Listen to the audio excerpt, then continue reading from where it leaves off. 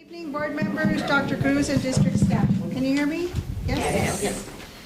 The time is 6:01 p.m. on this, the 10th day of September 2025, and I call this board workshop of the United Independent School District Board of Trustees to order. The following board member is present. Danielle Martinez. Okay, so a quorum is not present. Let the record show that this board workshop has been duly called and that notice of this workshop has been posted in accordance with the Texas Open Meetings Act. Agenda item 2, we can all stand for the Pledge of Allegiance. Allegiance to the flag of the United States of America and to the republic for which it stands, one nation, under God, indivisible, with liberty and justice for all. Under the Texas flag, I pledge allegiance to thee, Texas, one state, under God, one and indivisible.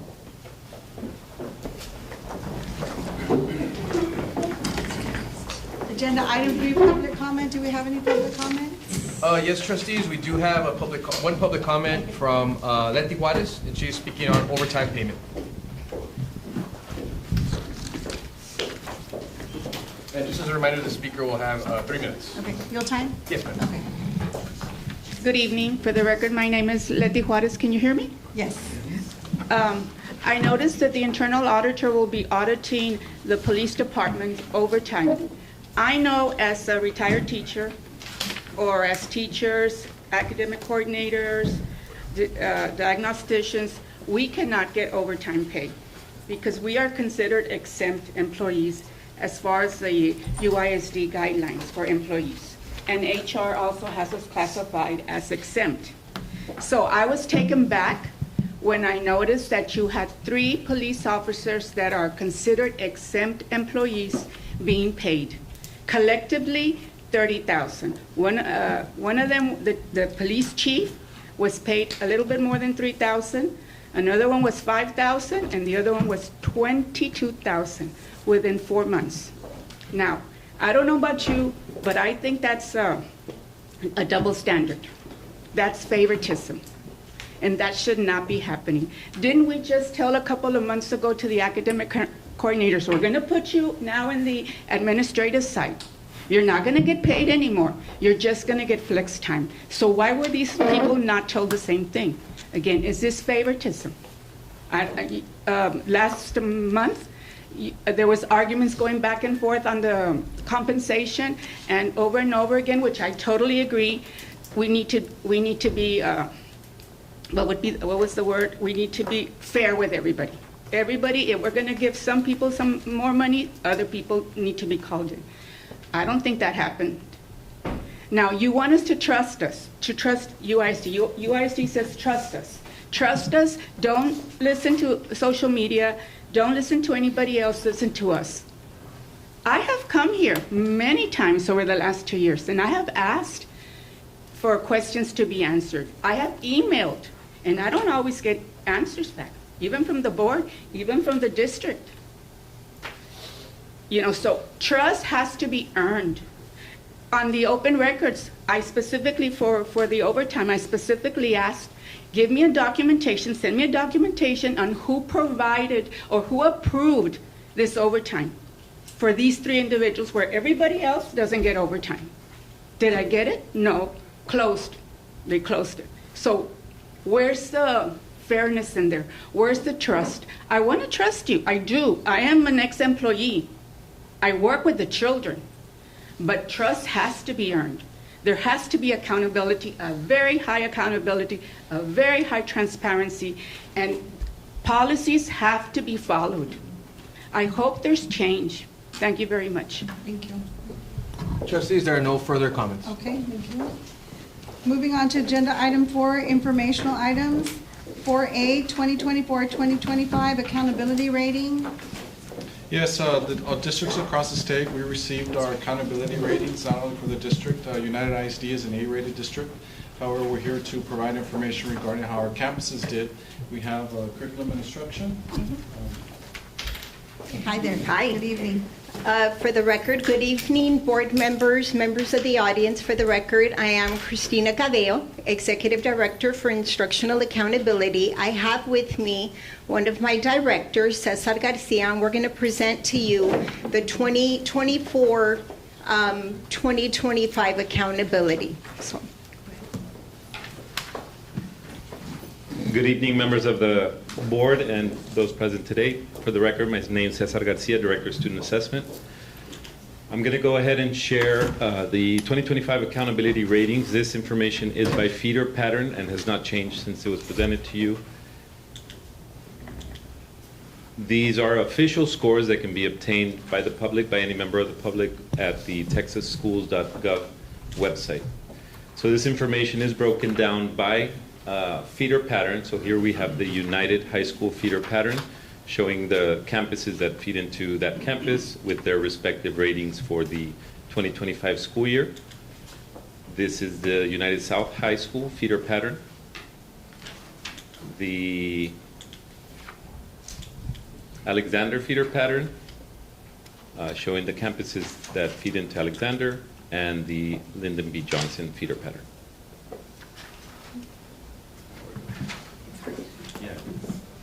So overall, how many A's, B's, and C's did we have this year for 2025? So we had 17 overall A's, 28 B's, 2 C's, for a total of 47 campuses, okay? So what we do want you to know, and we do want to stress, and we're extremely proud of this, United ISD is one of 71 school districts educating over 20,000 students in a total of a little over 1,200 school districts in Texas. Of the 71 districts educating over 20,000 students, UISD is one of 6 districts earning an A in 2025. So there on your right, you can see the other districts that kind of compare to us in demographics, really not demographics, only in numbers, in size. So here we're even prouder of this. United ISD is one of 3 districts earning 6 consecutive A's out of those districts, one of 3 educating over 20,000 students. However, I don't think anyone can say this. United ISD is the only school district in Texas earning 6 consecutive A's, educating over 20,000 students, earning the post-secondary education distinction. So, I mean, UISD, we're doing extremely well. We're extremely proud of these statistics. So the only years that I see missing were 2020, so they, I remember they were. Yes, 2020 COVID hit. We did not administer STAR that year. So for 2021 we did, but remember in 2021 we were like 97% virtual. If the parent wanted to bring the student in to test, they were allowed. We did receive ratings in 2022.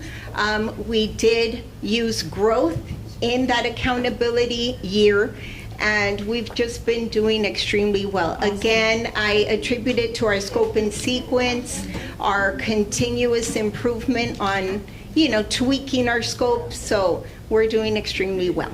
So no other district can say that? No. No, say that loud and clear. No Yes. other district can say that. Thank you. And we'll hang our hat on Yep. that. I have a question. Sure. Yes. Yes. Go ahead. I don't know if my mic is on, but. It is, but you don't hear it. It's very low. So I know it's really hard to get an A, right? And that is based on the 3 domains, which is closing the gap, the school progress, right? We have 3 domains: student achievement, domain 1, domain 2. It's broken down into 2 different domains: growth and relative performance, and then domain 3, which is really the federal government, closing the gaps. Okay, And so my question is just, because I do know that we gotta be in the student achievement. Domain right? 1, And so, yes. in the first domain. Yes. And it looks like we've been steady with an 85, which is still good, right? Yes. But what are we doing to make sure that our students that are maybe at approaches, that they can bump up to a meets, and the ones that are in meets bump up to the masters, and Yes. the ones that are masters stay at the master level? We continue to stress with CNI that growth is our focus. This past week, we had our leadership meeting with our principals, and then the following day, we had a meeting with our assistant principals, UTLP, and we did, using the texasschools.gov site, we kind of dug into the data, and the expectation is the exercise that we did with the principals, they were going to go back to their campus and break it down to the teachers. We're also getting ready to launch our database strictly on growth, meaning whatever they scored in 2025, kind of giving them a prediction. If you want to meet growth, meaning 1 year's worth of growth, this is where the student has to be. And the expectation is the principal, teacher, understands their makeup of their classes and understands where the kids are, and then in turn will tell the student, look, this is where you scored in 2025, this is where we want you to be in order for you to get growth. So this is your target every time we have a checkpoint, every time there's a benchmark, so that the student understands what is expected of them and they can meet that level. Perfect. And as far as the support, right, I know curriculum instruction has been working really hard with the teachers, right, Yes. the principals. I don't know if you can elaborate a little bit more. With our principals, again, we are constantly, we don't want to pull them out because we do want to make sure that they are at the campus, right, for their teachers and their students, but we're always offering for T-test, making sure that when they enter the classroom that the expectation is rigorous lessons and instruction and improving the scores on T-test. Growth is here. T-test is another component. We also have the teacher incentive allotment, and now that it is district-wide, our teachers are very aware how important their growth is. So we do feel that just as emphasizing and training every month our principals, along with additional trainings on T-test and growth and TIA, that they understand that, I mean, they need growth for TIA, but more importantly, we want our students to grow. If our teachers grow, our students should grow. That is our focus. We also worked into our calendar. Time is always critical for our teachers to have the time to plan, to PLC, and even though they do that regularly, this year, the first year that we actually worked into PLC dates for our teachers, I'm sure you've noticed on the calendar, we have two. We have one coming up at the end of September. And so those are actually very prescriptive. CNI is sending guidance to our principals and our assistant principals as to how these days are going to be structured. And so we're hoping that that's going to give our teachers a little bit more time to vertically plan, to plan with their departments, to disaggregate data. We'll already have some data by then.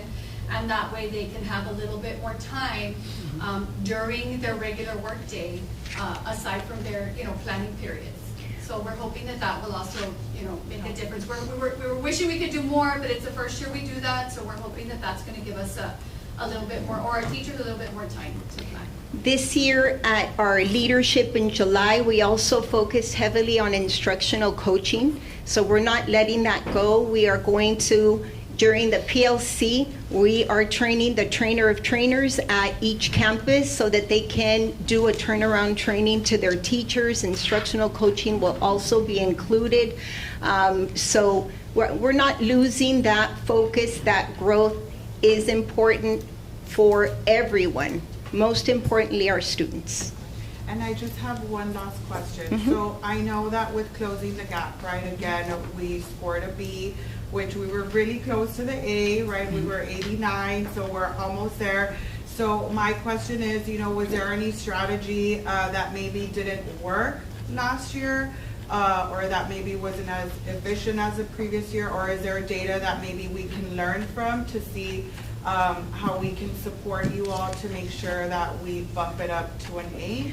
We're looking closely at TELPAS because TELPAS goes into closing the gaps, and this is strictly an exam, a state assessment for our emergent bilingual students. So we are going to look at what every campus is turning in, what is their plan. Let's see the campuses that show the most improvement in TELPAS and see if we can possibly mimic or mirror to see if those campuses can kind of have the same structure so that they can receive the full points on TELPAS, which should bump up the closing the gaps.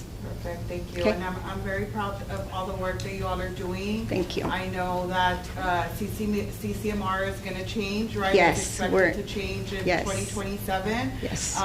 So I'm very proud that you all are doing this ahead of time, planning to make sure that we do stay right, maintain at the A, because Absolutely. it's very, it can be easy to get there, but it's very hard to maintain. That's right. So very proud of all the work Yes. that you all are doing. Another added component is that we did add the executive director for middle schools, Mr. Armando Salazar, who's been spending a lot of time coaching and developing our middle schools, because if you do look at our data, elementary is doing well, high school is doing well, but you have the middle school slide where things happen at the middle school, maybe perhaps age, maybe perhaps, the rigor of the content. Mr. Salazar has been doing great work so far, growing and developing our middle school principals to be sure that they focus on instruction. Perfect, Yes. thank you. Thank you. All right, for the record, have Edwin Tamayo present. Item C, presentation and discussion regarding the expansion of UISD athletic programs, including but not limited. Oh, we're on B, I'm sorry. Sorry. We'll come back. No, you want to take it. I'd rather talk to you. I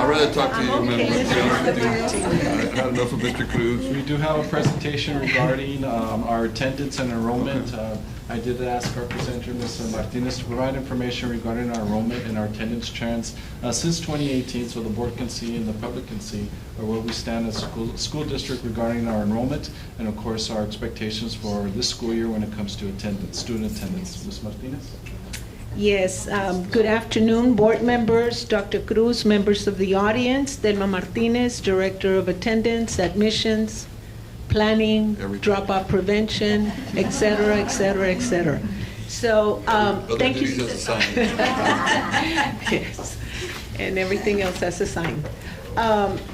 First of all, I want to thank Dr. Cruz for giving me this opportunity to really share with you the many things and the wonderful things that we are doing in our attendance department. Sometimes, I do want to say that the data does not show the hard work that goes on across, not only in our department, district-wide, but definitely across our campuses. And I'm hoping that I'm going to do a little justice to all the hard work that takes place on a daily basis. First of all, I do want to share with you some data.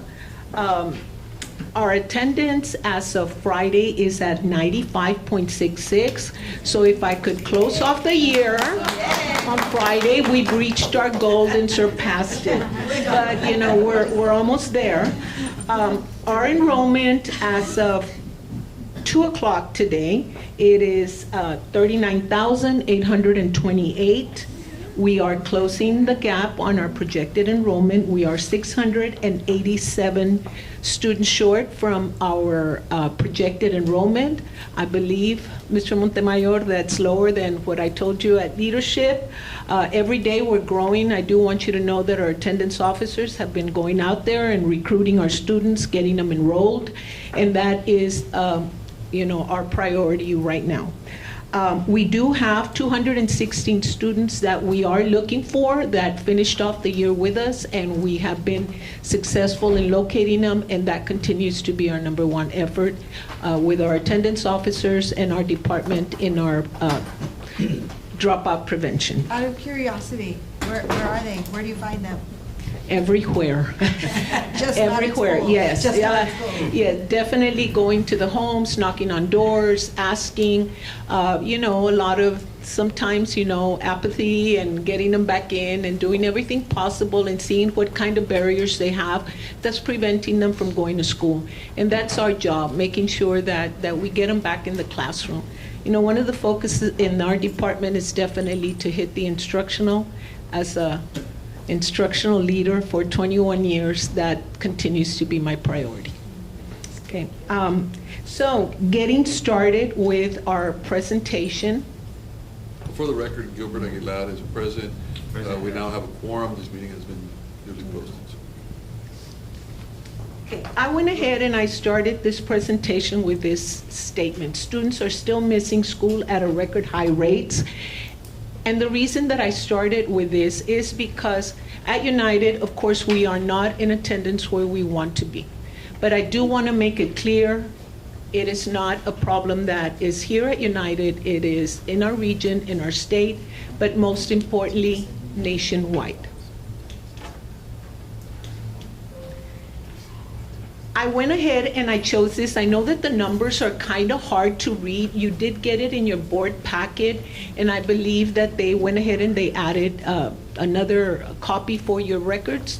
But the reason that I chose this study is because this study is very consistent with the definition for chronic absenteeism that we use here in Texas, which is a student is chronically absent when he is absent more than 10% of the school year. And that, I know that you've heard of the principal's plan of action, of students getting those letters, not only from our department, but from the instructional department. We work hand in hand in making sure that students and parents know exactly when students are about to reach this point. So because they use the same definition, we looked at students pre-COVID and compared to this school year right here, we are looking at 42 states across the nation that have also experienced chronic absenteeism at a rise. I went ahead and I added them all, and I got the average, which is a 10.1.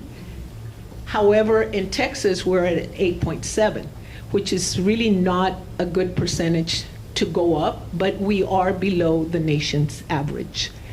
Again, I do want to stress that this goes hand in hand with Texas law and the Texas Education Code. Okay. Now, getting more specifically into United, I'm going to go ahead and start off with a goal. The goal for 25-26 is a 1% goal. Where did that goal come from? It comes from teachers, district leaders, it comes from parents. During our meetings for our plan for learning, our district improvement plan, we felt that 1% is a good target to have. So we all came together, made that decision. Now, when you set a goal, that goal target needs to be distributed. In our July leadership, we made sure that we shared this goal with our campus leadership, with our assistant principals, with our principals. We also shared it at the beginning of the year meeting with our attendance officers. They need to know where they were, where they finished off the year, and where they need to go in order to meet that goal. And as a matter of fact, I do want to acknowledge Mr. Jesse Perusquia, instrumental person in our department. Jesse, he's up there. He started when the department initiated here at United. He's definitely a very important part of our department. And as we speak, he is having meetings one-to-one with attendance officers. What worked last year? I believe that was one of your questions, ma'am. What worked last year? What doesn't work? What do we need to change in order to go ahead and get that goal? Now, this right here is a little snippet of what every single principal received. However, in your packet, you do have the full report for every single campus.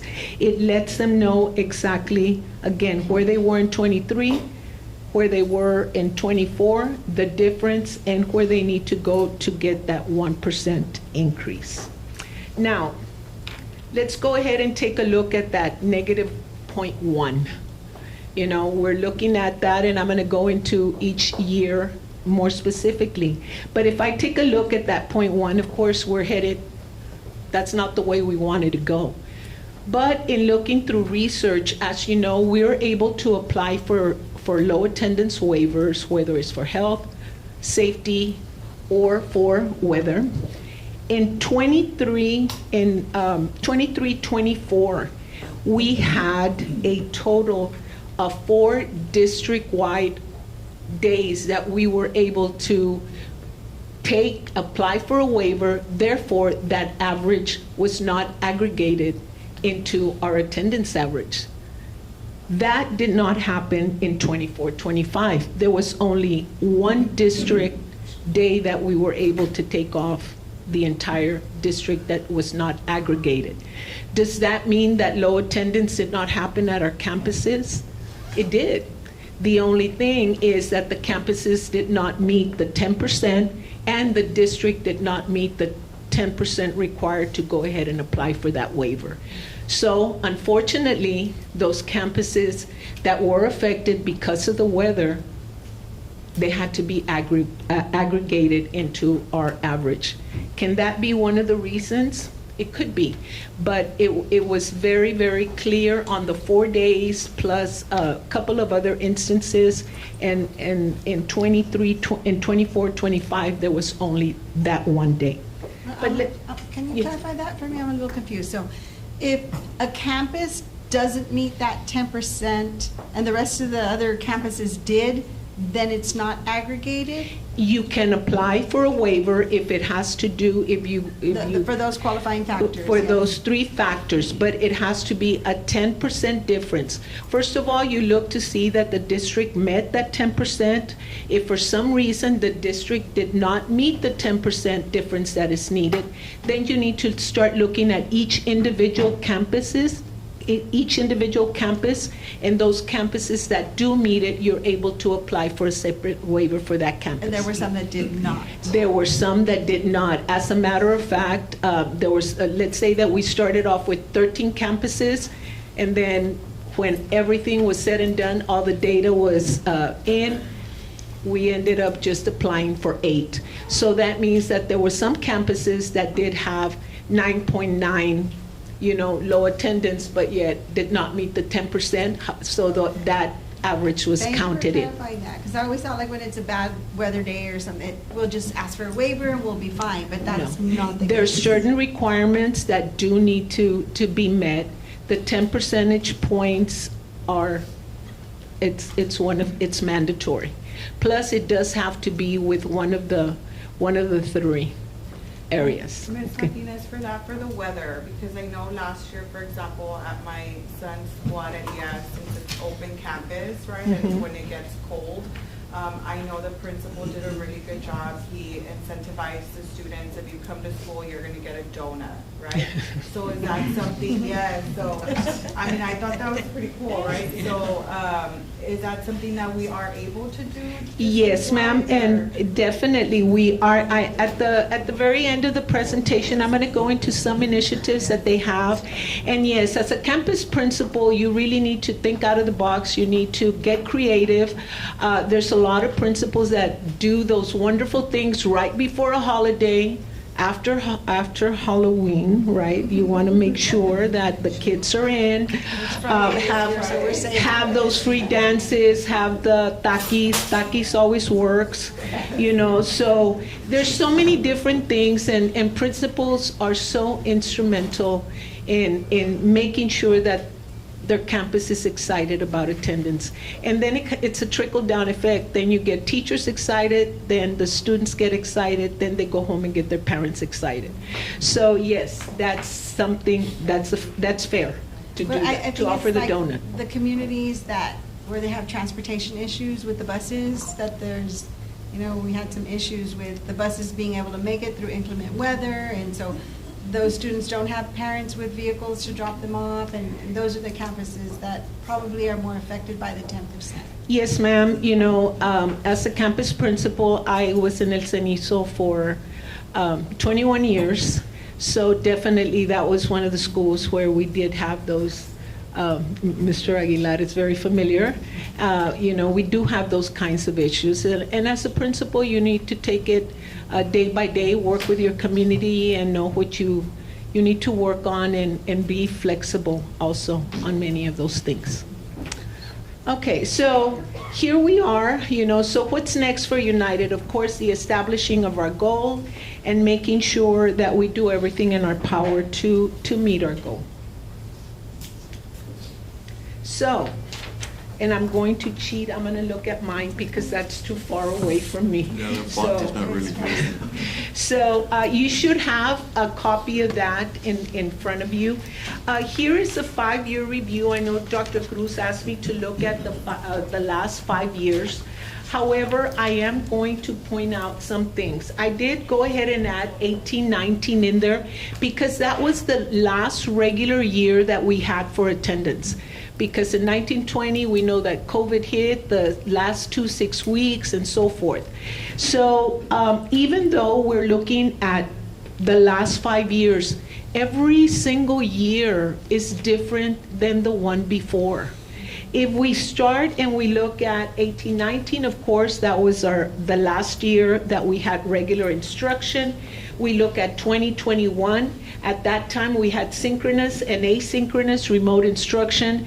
And I know that Chris and Ms. Lesa are very familiar with everything that took place during that time. At this time, the state was a little lax, and as long as the student showed up, turned in their work, they were able to be counted present. So if you're going to notice, in 2021, we had a higher even attendance rate than we did pre-COVID. Why? Because there were more students that would go in, turn in their work, and so forth. Then we go to 21-22. In 21-22, that's when the state started, tightening the belt a little bit. We had to either go to go to synchronous instruction or in-person learning. So students had to make a choice here. There we see that we had one of the biggest drops in attendance. We had a lot, students that were not logging on, students that were not reporting to school and so forth. We still had a lot of COVID cases. So we see that biggest decrease. 22-23 tells another story. In this one, we're starting to move out of the remote instruction. We're looking at synchronous instruction, but only for ill students. What does that mean? Any student that had a communicable disease, such as the flu, such as COVID, was able to apply, for remote instruction. At that time, we had different sites throughout our district, but then the state went down to 5 days. So if you see, all these are post-COVID, but each year is telling a different story. And in spite of us moving away from remote instruction, the district still had an increase in attendance. Then we look at 23-24, and we look at 24-25, and that is when we're trying to get back into our regular rhythm here. So this is the story of United, where we're at. Okay. Now, more specifically, I know that every board member is always very eager to know how are my schools doing, correct? So here we went ahead and we put each one of the schools by feeder pattern, and it was incredible what we found. 18-19, I'm only going to be focusing basically on the last few years because 18-19 was a regular one for everybody. We all know that across the district, everybody in 2021 had the biggest increase. 21-22, the biggest decrease. So we already know about that. But how about the last 3 years? If we look at the United feeder pattern, the last 3 years, they had an increase, and then they remained the same. And what was very, it was very unique is that you're going to see that United and United South High School feeder pattern have the same data almost. Okay? So now I am going to go to to Alexander. And at the Alexander feeder pattern, here we go. We go to increase, and then they had a 0.3 decrease last year. They're going to follow the same, more or less, pattern as LBJ. So we go to United South, and again, remember I said it was like United. We have an increase, and then they remain the same. And when we go to the LBJ pattern, we had an increase, and then they had the same exact minus 0.3 decrease as Alexander. Let me ask you a question, just so I can get it out of my head. Okay. I know that birth rates are down, students, there's all sorts of factors that have come into play recently, ICE raids, fear of going to school, but could we be perhaps over-projecting our numbers somehow? Maybe saying, well, because I know our staffing ratios are also based on the projections. Correct. But, have we ever looked at that as a possibility? That maybe we are on target, but we are on our end over-projecting? We're talking about the projected enrollment, sir? Yes. Okay. I feel, and maybe Ms. Benavides would like to add on to that. I feel that we were very conservative with our numbers.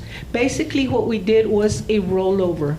We took, as you know, we contracted Zonda that did a very extensive demographic study. We looked at what they had projected. Yes, and you're right, sir, the birth rates are down. We have more students graduating that they are coming in. However, we looked at trends. The ladies in our planning department are very good at what they do. They have 10-year studies, looking at peaks and growths and everything. They looked at also, before the projections are done, they go look at areas. They go to meetings with the city, the planning. Right. So they're projecting those growths. They take that into effect.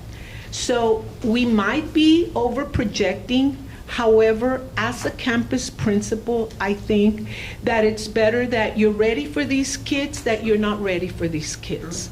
So if I'm looking at, giving a school 22 students more in a certain grade level, then I need to make sure as a campus principal during the summer, that I have the room, I have the books, I have everything ready instead of it being the other way around. I remember that we used to track a lot of these students who, what was our number, 640? Right now? Right now? So 687. We were able to track at some point, where these students went, if they transferred to other campuses, if they left town. We do that. Yeah, and so where could these 640 students be? I know we said it jokingly, they're hiding somewhere and we're going to find them. Right. But, literally, where could they possibly? I know some have probably, there's a fear, I know, with some students, some families that I'm not going to send my child to school for whatever reason, and so that, or they moved to other.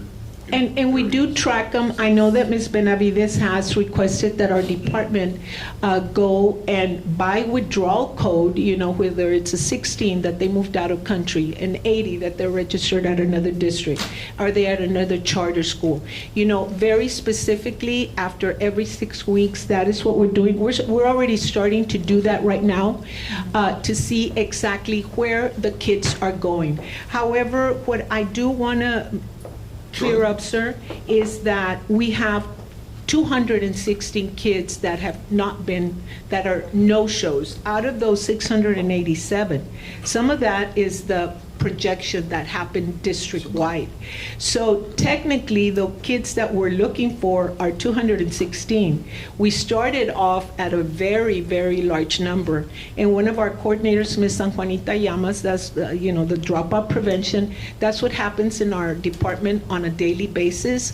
We're calling, we're checking to see what district they're in and so forth. And that is tracked daily. So I'm not saying I'm not asking as a gotcha.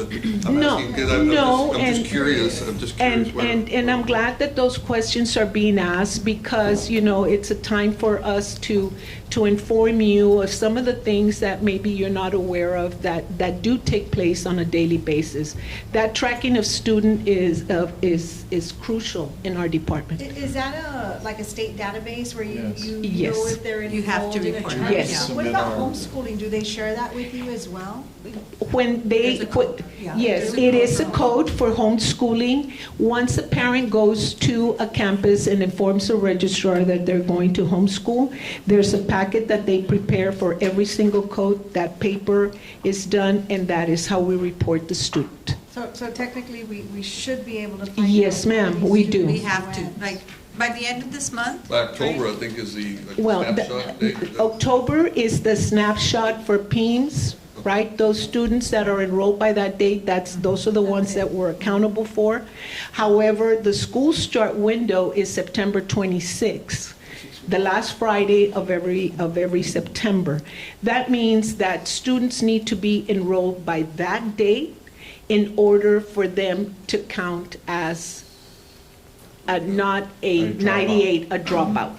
About 18 days. Even if the student registers, well, it's a Friday, but let's say that they register October the 1st, he will count as a dropout because he was not registered by the school start window. So our job is to see those students that are not registered and see where throughout Texas they're registered.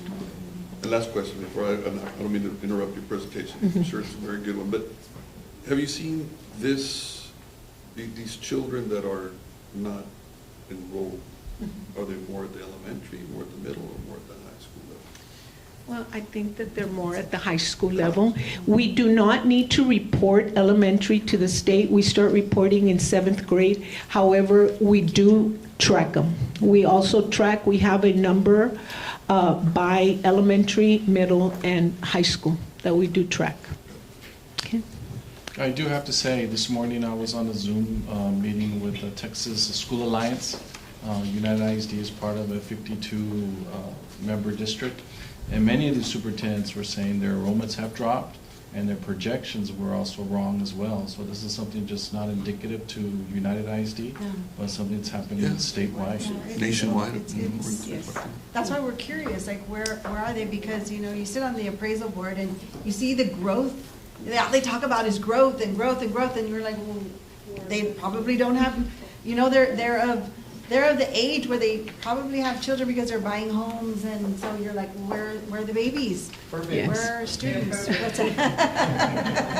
So one of the things, just real quickly, curious, like, where are they? so our thing is like, where can we get data, right? So on our online registration, we actually ask parents if they have children under the age of 4 at home, and what age are they? So we really need to get that data and decipher it and see like what's coming. What 3-year-olds are coming next year, what 2-year-olds will be here in the next 2 years.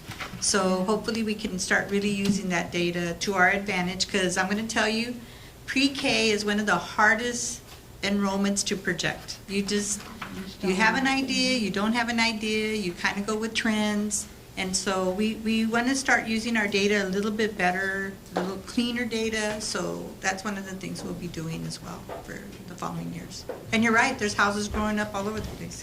Yeah. Okay, so seeing where we're at, where we need to go, what our goal is, how do we reach our goal?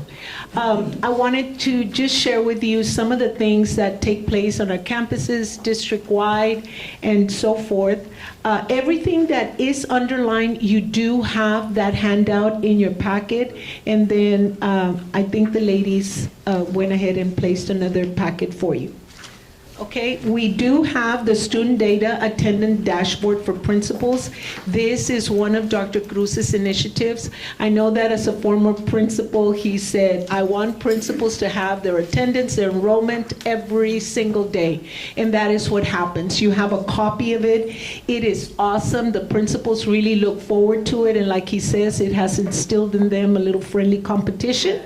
And, you know, they want to beat each other out. So they know, they absolutely know that by 1:30 they need to make sure that everything has already gone into the system so that they can get accurate reporting. The one that you have is that specific day. They get it every single day. The district-wide Give Me 5 attendance campaign, this one we're really excited about, and a big shout out to Mr. Gilbert Aguilar. I know that he brought this idea over to Ms. Morales, but you know, it was such a great idea that we are going to be doing it district-wide. This coming 17th, this coming Wednesday, as you know, we are celebrating Attendance Month, but in addition to our attendance proclamation, we are going to be doing the press release for the Give Me 5. You all will be getting an invitation. I'd love to see all of you out there just so that you can see our attendance officers and help us kick off this wonderful initiative. And basically what this campaign is going to do, students take a pledge to be there on campus, one of the Give Me 5 pledges that they're going to be doing. But as a district, we're going to be celebrating those students that are there at school 95% of the time.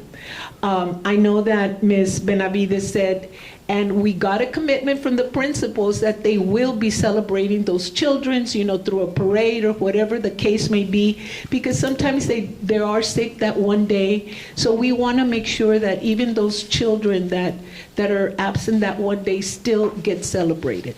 So we're looking forward to this Give Me 5. And then as a district, we all promise to go out there with our clappers and so forth and celebrate the campuses.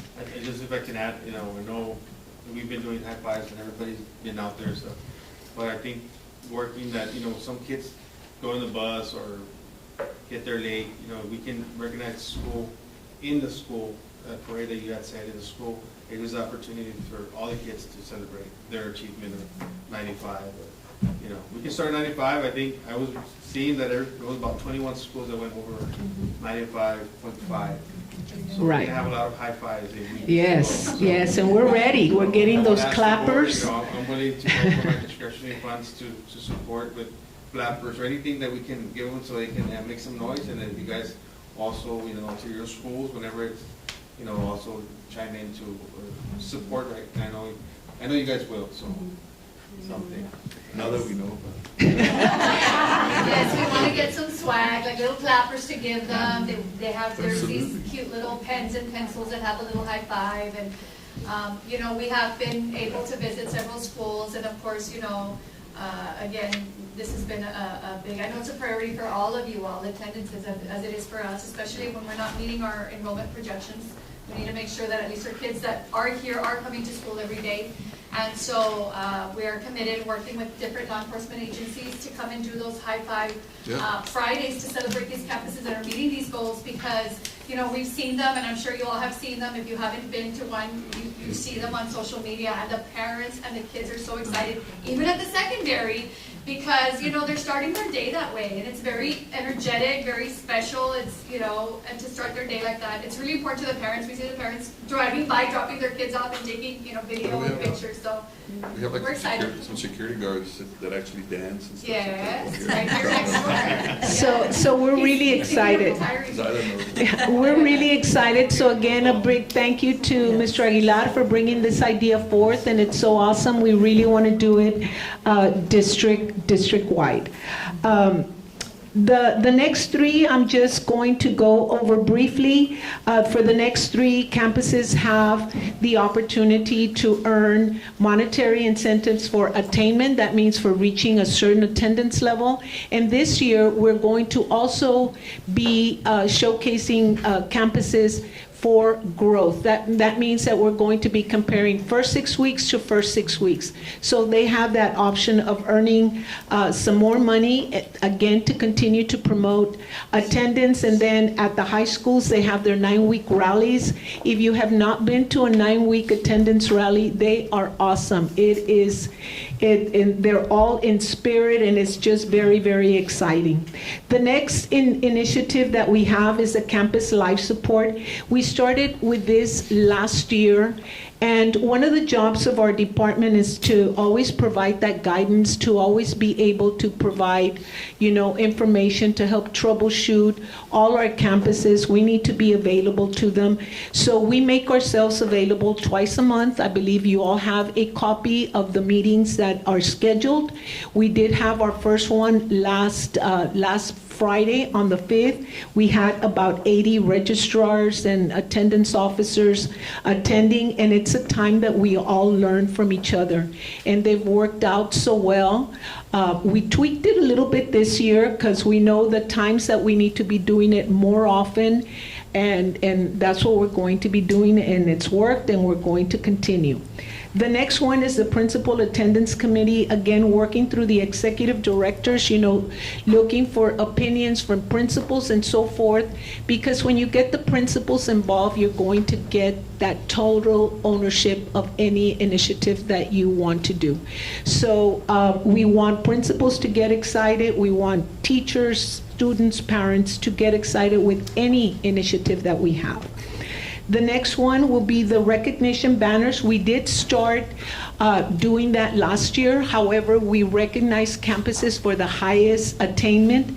This year, we're going to go more with instructional. It's going to be about growth. So we're going to be recognizing those campuses that have the most growth between the 6 weeks. So we need to make sure we're going to look at last year's data, and we're going to be looking and recognizing those campuses. And if you go to some of those schools, I know Kaizen, United High School, they display those banners proudly because a lot of hard work goes into that. The Never Been Absent, this initiative I'm really, really proud of. The Never Been Absent is for our high school seniors. Believe it or not, these seniors have not been absent from first grade through 12th grade. When we started this 4 years ago, we only had 2 students. Last year, we were able to recognize 9. And I know with Dr. Cruz, we did some tweaking to that initiative. If students are able to prove that they had perfect attendance and they attended another Texas school and they're able to bring us that, we are going to acknowledge their hard work. And what is special about this, first of all, is that they receive a very nice award. They're recognized by yourselves, the board, and the parents also get a personalized letter from our superintendent, which is very special because we know that every student that makes it there on a daily basis, it's a family affair. It takes a lot of sacrifice from the parents. For the raffle for the sames for the car, is it high school perfect attendance, or it's the full elementary to high school? They go by 9 weeks. They go by 9 weeks. So you have 4 chances. You have 4 chances to, if you're there the entire school year, you'll have 4 vouchers to turn into in the box. Yes. So then again, it's a drive sames. We had It's that. all high school. Yeah. All Yeah, high, all- it's all all high school. grades. 9, yes. All high school. You get 1 student. 9 through 12. Yeah. Yes, you get 1 student from the 9th grade, and then the other 3 come from 10th, 11th, and 12th grade. And those will be, you have your 4 finalists from every single high school.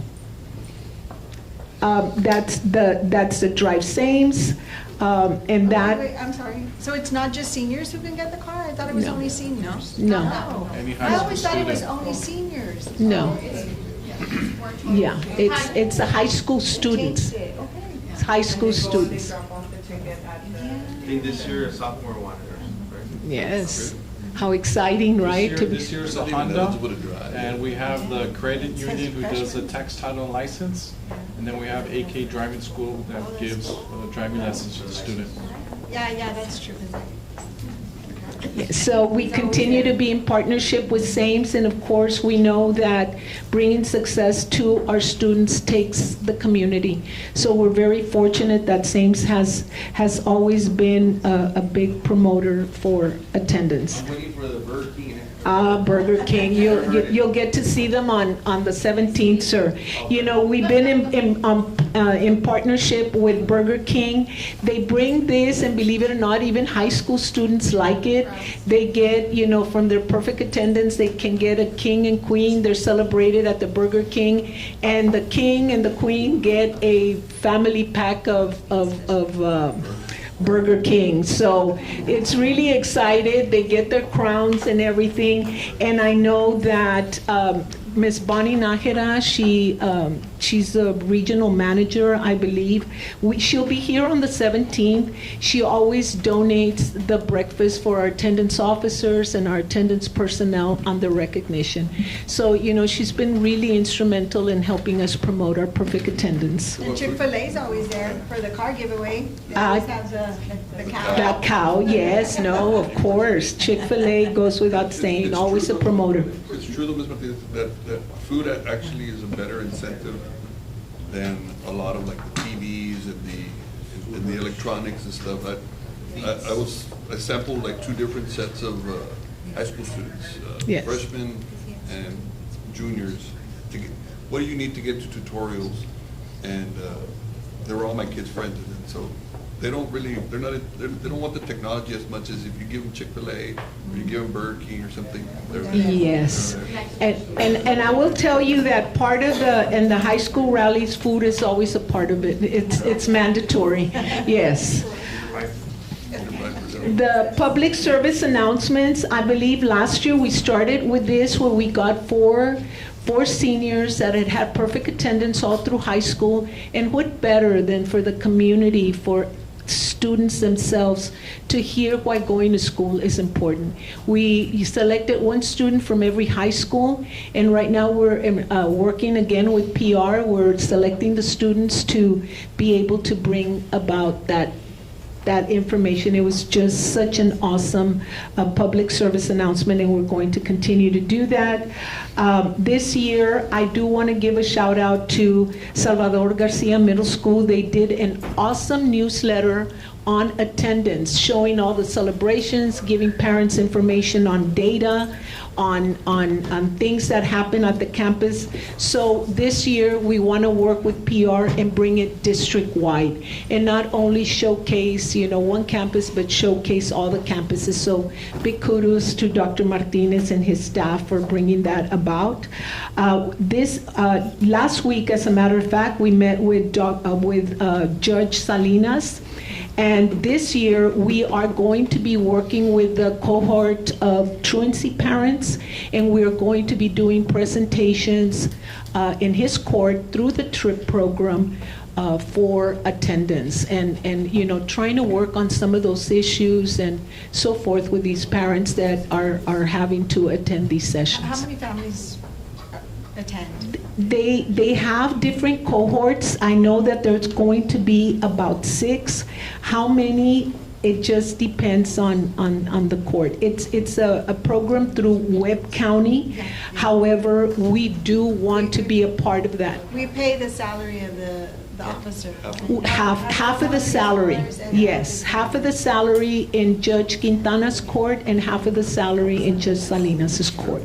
And Yeah. I do want to say that Judge Salinas and I spoke right earlier to this because of the attendance initiative that I'm doing in my district, right? So I'm very glad that we're going to be able to collaborate because I do know that his prevention program is really good. He provides not only information about why it's important to attend school, but also educates the parents, right? So I know they do contact different organizations from what he was telling me, so I'm very happy to see that, right, come to life. Yes, ma'am. I do want to say that the relationship that has gone out with both judges, you know, through Judge Salinas and through Judge Quintana has been instrumental. Just last year, we have the same program now in the South, and we're very excited about that. Judge Quintana was able to bring it about. So we're very, very eager in working with these families. And now we're going to be going out to these cohorts of parents and trying to, work through some of the issues that we need to. Okay, disseminate attendance information. We want to start, and we did begin to continue to disseminate, our policies, our rules, our information through Parent Square, district website, and Facebook platforms. It has been going out every other Friday, just information for parents to know. Distribute the attendance calendars.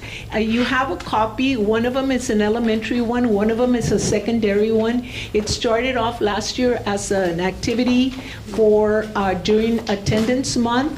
However, principals started asking for it. So now we do it, habitually. The sky's the limit what they can do, either through counseling, either through the teachers, whatever. Many of them use it through announcements. So that is going to continue. The TDPS, the RAWI, this is an awesome system that our attendance officers use. Not only does it provide the data on truancy and so forth, but most importantly, it gives you the interventions that can be done when students are beginning to be truant. So this is the system that we use in our department. And then, of course, our campus visits to ensure compliance of attendance procedures at all campuses. We know that the more that we are consistent in anything that takes place in our district, our parents are going to be familiar with everything, regardless of what school they're at, from one school to the other, whether it's attendance taking, whether it's tardy, whether it's recognitions. We want to make sure that every single student in our district every single student is getting the opportunities that they deserve.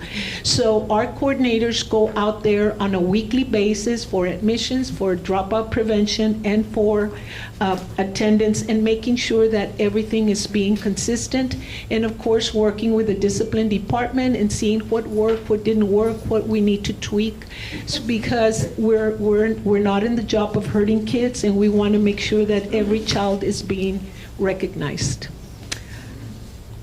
And then you have your attachments for every single one. And this is my favorite slide. And I did the recognition of our seniors right in the middle. And I'm hoping that one day it's going to be the entire slide with more kids up there.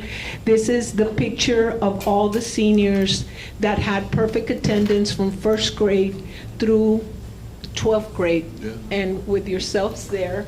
What an awesome picture. And then, of course, you have so many different activities from parades to banners to rallies taking place across our district. And I think I'm highlighting Mr. Aguilar's schools today, but if you take a look at the ones in circles, I did want to point out to those. Those are from Kennedy Zapata. The new principal was so excited about what happened. She celebrated her parents for dropping off the kids early on time. They had a little token for them. You had your teachers out there, with banners, thank you. And then you would see on Facebook, even the mayor from El Cenizo posted. She said, if you didn't get one, then get up earlier and take your kids to school earlier. So, that's what it's about. It's about being excited about attendance. You have some simple things that don't cost a lot of money, as dressing up and getting I'll put it on. And saying, hey, thank you for being here on a daily basis. And then, of course, these are I gave you, samples of everything that we have. And I have a question really quick. Yes, ma'am. So I know that usually, right, or when children are injured, let's say they break a leg or they break an arm, right, and they're absent. Yes, ma'am. Right? Do we provide education to our parents that the homebound program is available to them? Because Of course. yes, okay. Yes. Because I know that in my instance with my daughter, she was absent, and then I got the truancy letter, but I didn't know about the homebound program. It wasn't after the fact that I got the truancy letter. So are we able maybe to work on something to just let our parents know, hey, if your student is in an accident, I know I had a call from a parent not too long ago too. The child had an accident at school, and I think they fractured their wrist or something. They couldn't ride.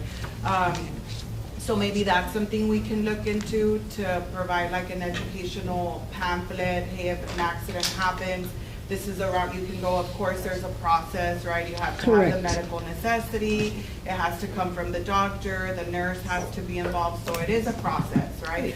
But maybe if we could just provide that. Yes, ma'am. And those services take place through our CNI department, through our 504, who's Jaime Garza is the director.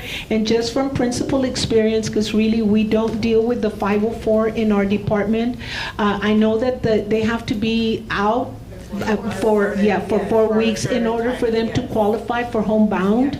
So that's definitely something that, I'll be more than glad to work with Jaime and see how we can get the word out on this. On that, just Yes. in case if there's, hopefully it doesn't affect the attendance, right? So. Yes, ma'am, yes. And I just wanted to support, right, what you all are doing with the attendance. So I know a lot of parents do watch this. So I encountered something, and it says when a student misses 2 days a month, they will miss 20 days a year, 20 hours of math, 20 hours of ELAR, and 1 year of school by graduation. Correct. So, for the parents that are watching, let that sink in. It's very important for our kids to attend school, right? Because they're missing out on themselves, right? And just the education system in its whole. Yes, ma'am, and thank you for that, and that will reiterate what I think. And I always promote attendance through the education part of it to the instructional part of it, because students need to be present in the classroom in order to learn. Pre-COVID taught us that, the importance of being there and establishing those relationships with your students as a teacher, and the importance of kids learning and being in the classroom. So thank you for that. Yes, and thank you for the presentation. Just one question. Whenever they miss to catch up on some days, they're allowed to do summer, right? So summer days to catch up, to move to the next The grade? criteria, Mr. Aguilar, for summer school is established through our curriculum and instruction. However, I will tell you that if you are referring to the 90% rule in the principal's plan of action, that is one of the options. Sometimes, because the student has not been in school for the 10% that is required, then the principal might choose to send the child to summer school in order to recover some of that instructional loss. So that is certainly an option that the principal has. Yes, sir. So that was a question that I have. So when they do that, we don't get the money for that. That's not counted towards rehab. That's just that's something we need to maybe, I know we're not allowed Ms. to say the Martinez L doesn't word, like but lobby you for to that. talk about money. I don't like to talk about money. Yeah, Yes, sir. I know. I'm sorry. I'm Okay, instruction. Talk about instruction, but I'm going to talk about the money. But it doesn't count at all. Right? No. It's just for the student to meet the criteria. Meets either the credit or the time to be able to graduate. Graduate. Or promoted. To go to the next grade level. Yeah. So if the state wants to pay us based on attendance, then they should reimburse us for I think makeup. that's one of the arguments. I think Yeah, it's one of the arguments. Yes, that's something definitely. when we went to visit the state capitol in the fall, that was one thing. You need to change the way schools are funded. Yeah. Just because, our enrollment is decreasing, but yet you're still holding us to the attendance. I know several districts states across the district are going into an enrollment base. However, Texas, we still lag behind and still doing the old ADA system. Correct. I think it's only one of 4 states that does still does do it on attendance. attendance. Correct. Thank you. Okay. Thank you, Ms. Martinez. Thank you. Very informative, man. C, Now, presentation and discussion regarding the expansion of United ISD athletic programs, including but not limited to flag football programs for all United ISD students. Yes, as you know, this is a time of year where we begin to look at all the extracurricular activities, especially football. Football is in season now, and I know we're talking with a few board members, expanding our current UIL offerings as well as maybe even expanding into some non-UIL programs. As a matter of fact, Mr. Bobby Cruz, our athletic director, he just came back from an athletic meeting, so he does have some information to share regarding some trends that are happening statewide. So, Coach Cruz? Good evening, board members, everyone, Dr. Cruz, members of the audience. For the record, my name is Bobby Cruz, Director of Athletics. I want to start off, for the record, I just want to add that athletics is doing its part for attendance as well. If kids don't come to school, they're not going to play. In addition, Ms. Martinez will be happy to know that I do get calls all the time from private schools, charter schools, asking to get onto our schedule. Like, we want to play you guys. We want to get on your schedule, especially the middle schools. And so what I tell them is, they think we're being mean, that we're not letting them play. And what I tell them is, for middle school, for example, in volleyball, they're only allowed 9 games. That's 9 weeks. And 1 tournament, 2 tournaments. That's 11 weeks. And I tell them, we have 13 middle schools. So we're going to play each other first, and we don't have room for you. By UIL rule, that's all we're allowed to do. Private schools can play 2 or 3 games a week. They can play on Saturday. They can basically do whatever they want, but we're kind of limited with the number of games and game limits that we have with UIL. And when I hang up with them, they always say, oh, I didn't know that. Thank you for that. And I just thought y'all just didn't want to play. And I said, no, we're going to play each other first. We're going to take care of our schools first. And I always tell them, this is where Ms. Martinez will be happy, I always say, you know how you can play us, though? Bring your kid to UISD, enroll, and you can play us all the time. Every season, all the time, be part of our team. So, Ms. Martinez, we're doing our part. These board members, I appreciate the opportunity to talk to you. I've been working with this board for a very long time. I've known this board for a very long time. This board is, I always tell other administrators and other ADs that I'm fortunate that our board members have always had children come through our programs. And they're extremely supportive, and they always ask questions. I know I've known Mr. Gonzalez through the city, and we've collaborated on city things. Mr. Aguilar was one of our players and at OBJ, and he reminds me every time I see him that his basketball team beat my basketball team when I was coaching. I'm a buzzer beater and prevented my team from winning the district championship. And he reminds me of that all the time. I appreciate it. The only battery has. I'm going to go home tonight and sulk and think about that one 21 years ago. I want to thank this board, really. Ms. Martinez, I know you're new, and I would like to tell you that I appreciate you calling me and asking me questions on how things are and why they've been that way, or what the history of it. I know we spoke about Elias Herrera, the field, and that campus is near and dear to me because I opened that campus in 1984. I was a freshman there, so I know every nook and cranny of that campus and why it's like that. And I was pleased that you were able to listen to me and why it's like that. So thank you, and thank this board for your support. Just want to show you briefly where we're at, where we're headed, what we're thinking. These are UIL approved sports that we have as of today. In the fall right now, we're in full swing with football, volleyball, cross country, tennis in the fall. Those are our fall sports. Golf has already kicked off, and swimming has already kicked off. Our winter sports, boys and girls basketball, soccer, and then we get into our spring sports. So we go back to tennis, golf, softball, baseball, track and field. That is what we currently offer. Also approved, but we currently do not offer. We have boys and girls wrestling, but we don't offer it at this time. And we have boys and girls water polo that was approved in 2019, but we currently don't have at this time. All that combined, board members, UISD is the largest athletic department, our largest athletic entity south of San Antonio. Draw a line from San Antonio to Victoria down to Brownsville. We're the largest. We host probably over 2,100 events in a single year. It's grades 7th through 12th. And what I'm talking about events is like if you go to a volleyball game, I know Mr. Montemayor, your daughter's a volleyball player. There's a freshman game at 6, there's a JV game at 6, and there's a varsity game at 7. That's 3 events in one night, same site. We host almost 2,100 events year-round, home and away.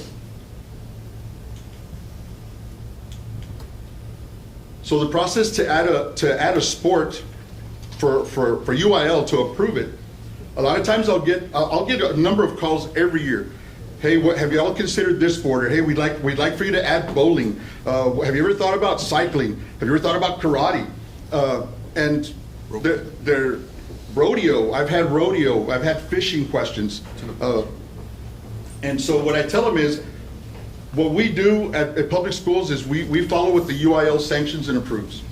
And so the UIL, what we do, the Texas High School Coaches Association, the Texas Girls Coaches Association, and the Texas High School Athletic Directors Association, we recommend to the UIL what sports need to be introduced or considered for approval. From there, surveys are sent to us as directors and superintendents. So Dr. Cruz and I will eventually get a survey on lacrosse. That's coming. I'll get to lacrosse in a minute. That one's definitely coming.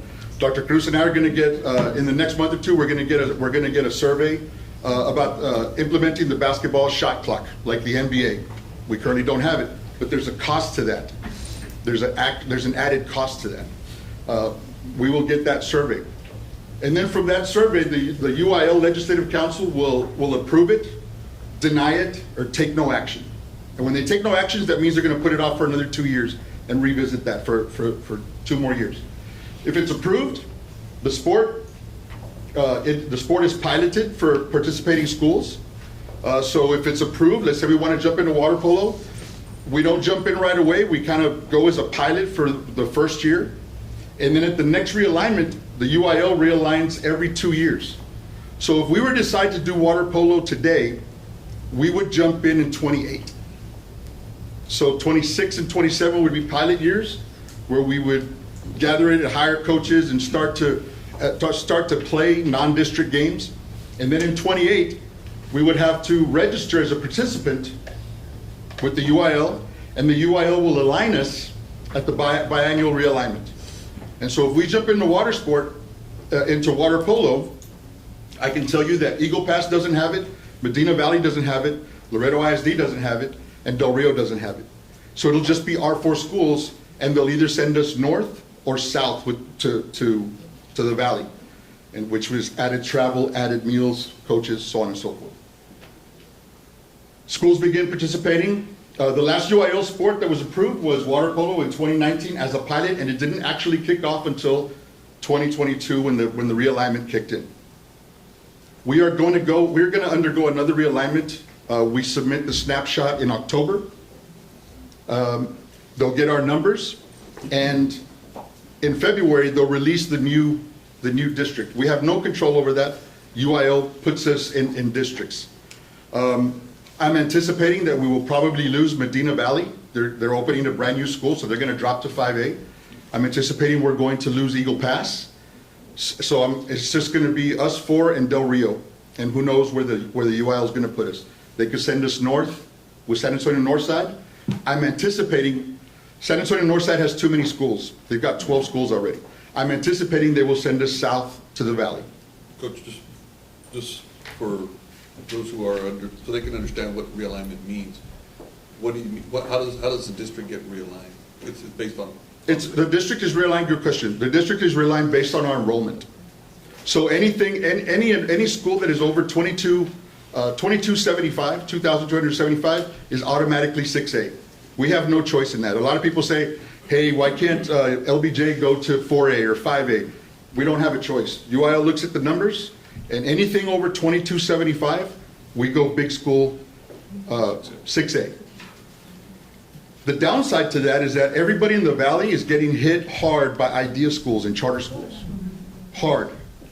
And so, right, 10 years ago, there was 22 6A schools in the valley. That means there were over 2,200. Today, there's only 11 6A schools, and us 4. So I'm anticipating we're going to go that way for in 26 through 28, which means, I know Sam and Lila don't want to hear this, which means added travel, added meals. Bobby says he wants to drive a bus. I have driven a bus. I have driven a bus. I was telling Mr. Garza and Dr. Cruz, when I was a young coach a long time ago, I had my CDL and we drove buses in San Antonio, and it was the most stressful thing. So the ultimate respect to our bus drivers. At this year's Legislative Council, the UIL Legislative Council, which is made up of athletic directors and superintendents from across the state, they took action this year, back in June, and I attended that meeting. They didn't deny it, but they took no action on adding lacrosse. It's getting popular, but it's not that popular yet to add it statewide, and what they're having difficulty is, where do you put it? Because you need a field. They're not going to put it in the fall because Texas and it's football. And they're not going to put it in the spring because it's track and soccer. And in South Texas, you're not going to bump soccer. And so that's the dilemma with lacrosse and the cost. The cost to lacrosse is almost equal to football. They didn't deny, but they took no action for the next 2 years on girls flag football. And again, interest is not there yet. Where do you put it? And for girls, UL doesn't do co-ed sports. The boys and girls don't play together, so it's got to be girls because football's already offered for boys. So girls flag football, they don't know where to put it, and there's not quite an interest yet. And where do they play? And because girls are multi-sport athletes, we just talked about it this morning at our AD's meeting in San Antonio. Because girls are multi-sport athletes. They go from volleyball to track or volleyball to basketball, and some go volleyball, basketball, softball. Where do they put flag football for girls without making them choose? And so that's the dilemma that the UL, so this year, the UL said, hey, we're going to table it for right now. We're not going to take any action. We're going to study it, and we may revisit this in 28. Frisco ISD and Houston ISD do participate in girls flag football. Not all of their schools. Houston has 28 high schools. Only 10 participate. And out of those 10, they have one team, and it's not funded by the school district because it's not an approved sanctioned sport by the UIL. So it's got to be a club sport. And they're fortunate, these two schools are fortunate because it's completely funded by the Dallas Cowboys and the Houston Texans. There you go. Maybe we can call it Tecos. Tecos, I know. We got the Tecos. The UIL denied boys volleyball. In California, it is a high school sport, but in Texas, it was denied. I do get calls about this often, about adding bowling. Northside ISD does have bowling as a club. Not all schools participate, but it is self-funded. And the UIL, believe it or not, denied table tennis, ping pong. Pickleball's coming. Yeah. Yes. These are the districts within a 200-mile radius that are not offering lacrosse and flag football at this time. Laredo ISD, Del Rio, Eagle Pass, and these are schools that are similar in enrollment to ours. As you can see, it's pretty much all of our region. And speaking to all of these ADs today, they're definitely not going to do this anytime soon because of where to put it, but girls flag football is going to get revisited in 28.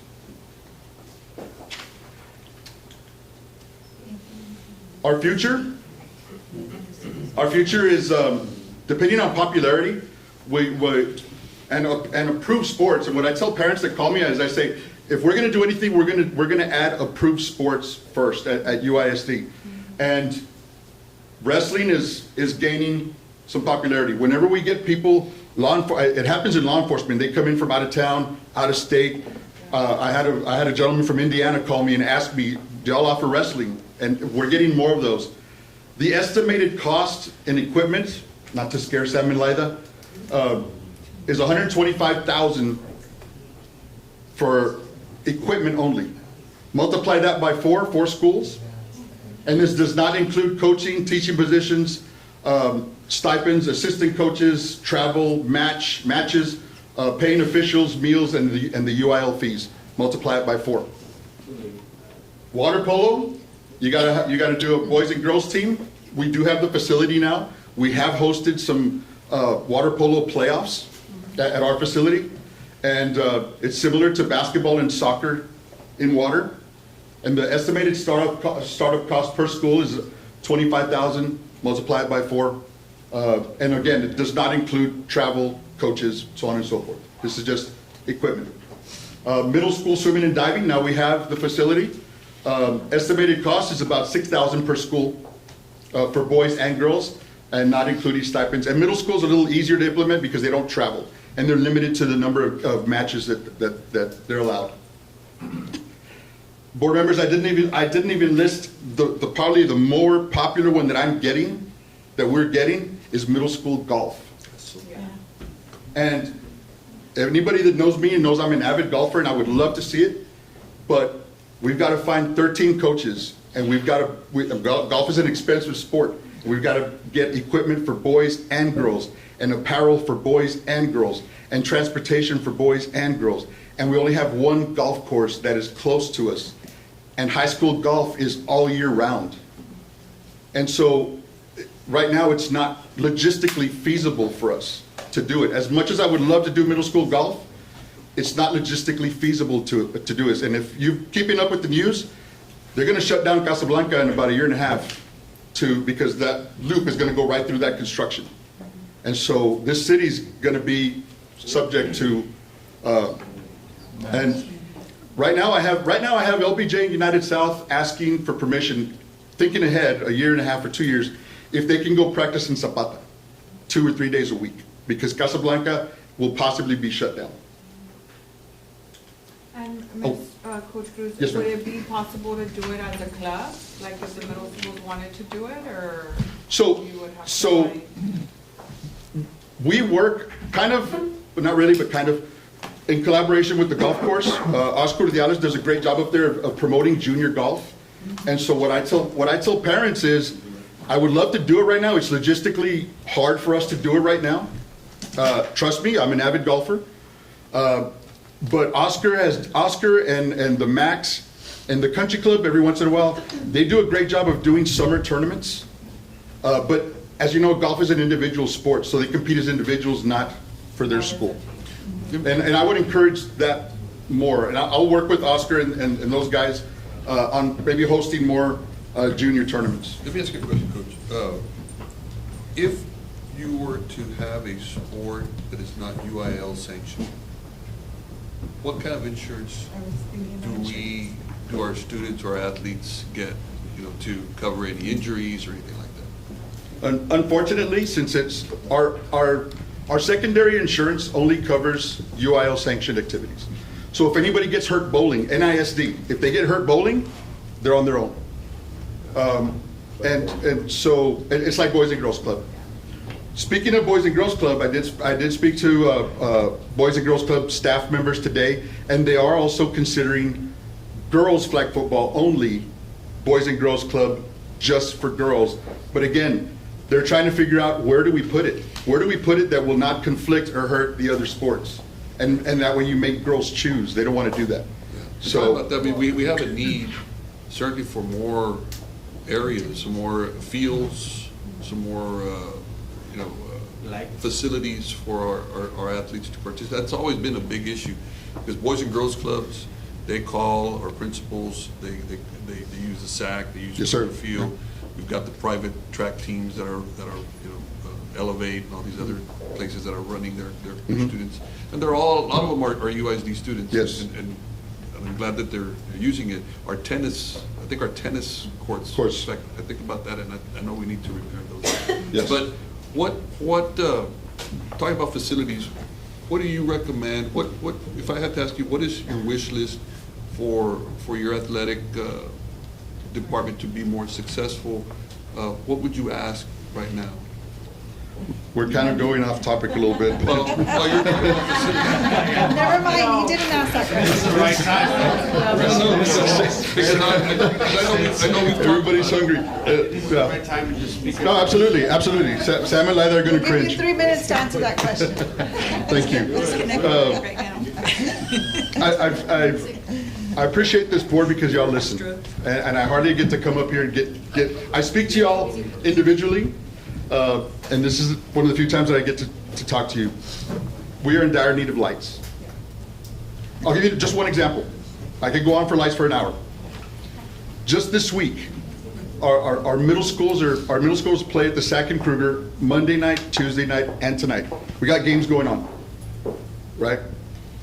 Middle schools, because United South and United Middle cannot play at their campus. There's just no way.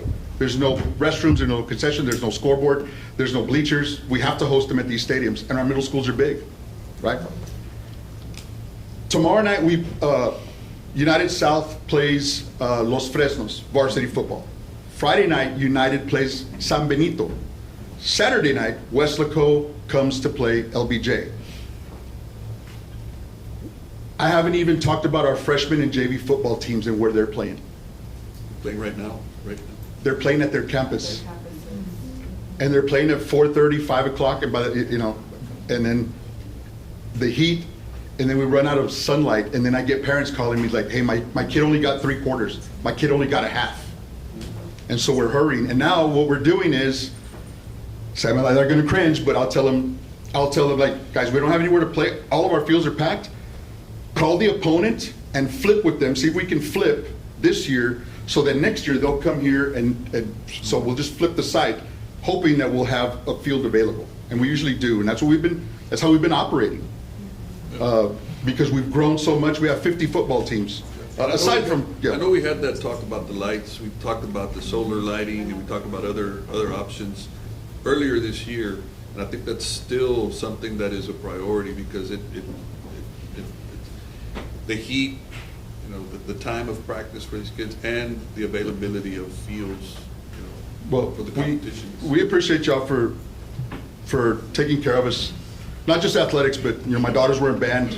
That y'all have done a great job. Our finance people, everybody in this room, really, everybody in this room. It's a team effort, and they really take care of our. I work for a district that truly values extracurriculars, not just athletics. And I'm proud of that. To summarize, we're going to be sending out student surveys. I want to get with our technology department, our data department. We're going to send out feelers on how kids would feel about wrestling, how boys and girls would feel about water polo. Middle school swimming is getting popular because our second graders come to our pool to learn how to swim, and once they do that, we can start getting them in the middle school and getting them going. And we may have to. We're going to send out a feeler for girls flag football, but we need to be very careful as to where are we going to put it, and who's going to coach them, because it can't be volunteers. It's got to be staff, and since it's not a UIL approved sport, it's got to be a sponsor from inside the campus. And is there going to be an interest? And Frisco and Houston ISD, and talking to them, they do it right after, when school ends in May, when everything ends, that's when they do it. And they maybe have like 3 to 4 weeks of girls flag football. But then again, and Houston ISD has told me, they said, Bobby, it's a good thing, but just be careful because you may not have coaches. You may not have the volunteers.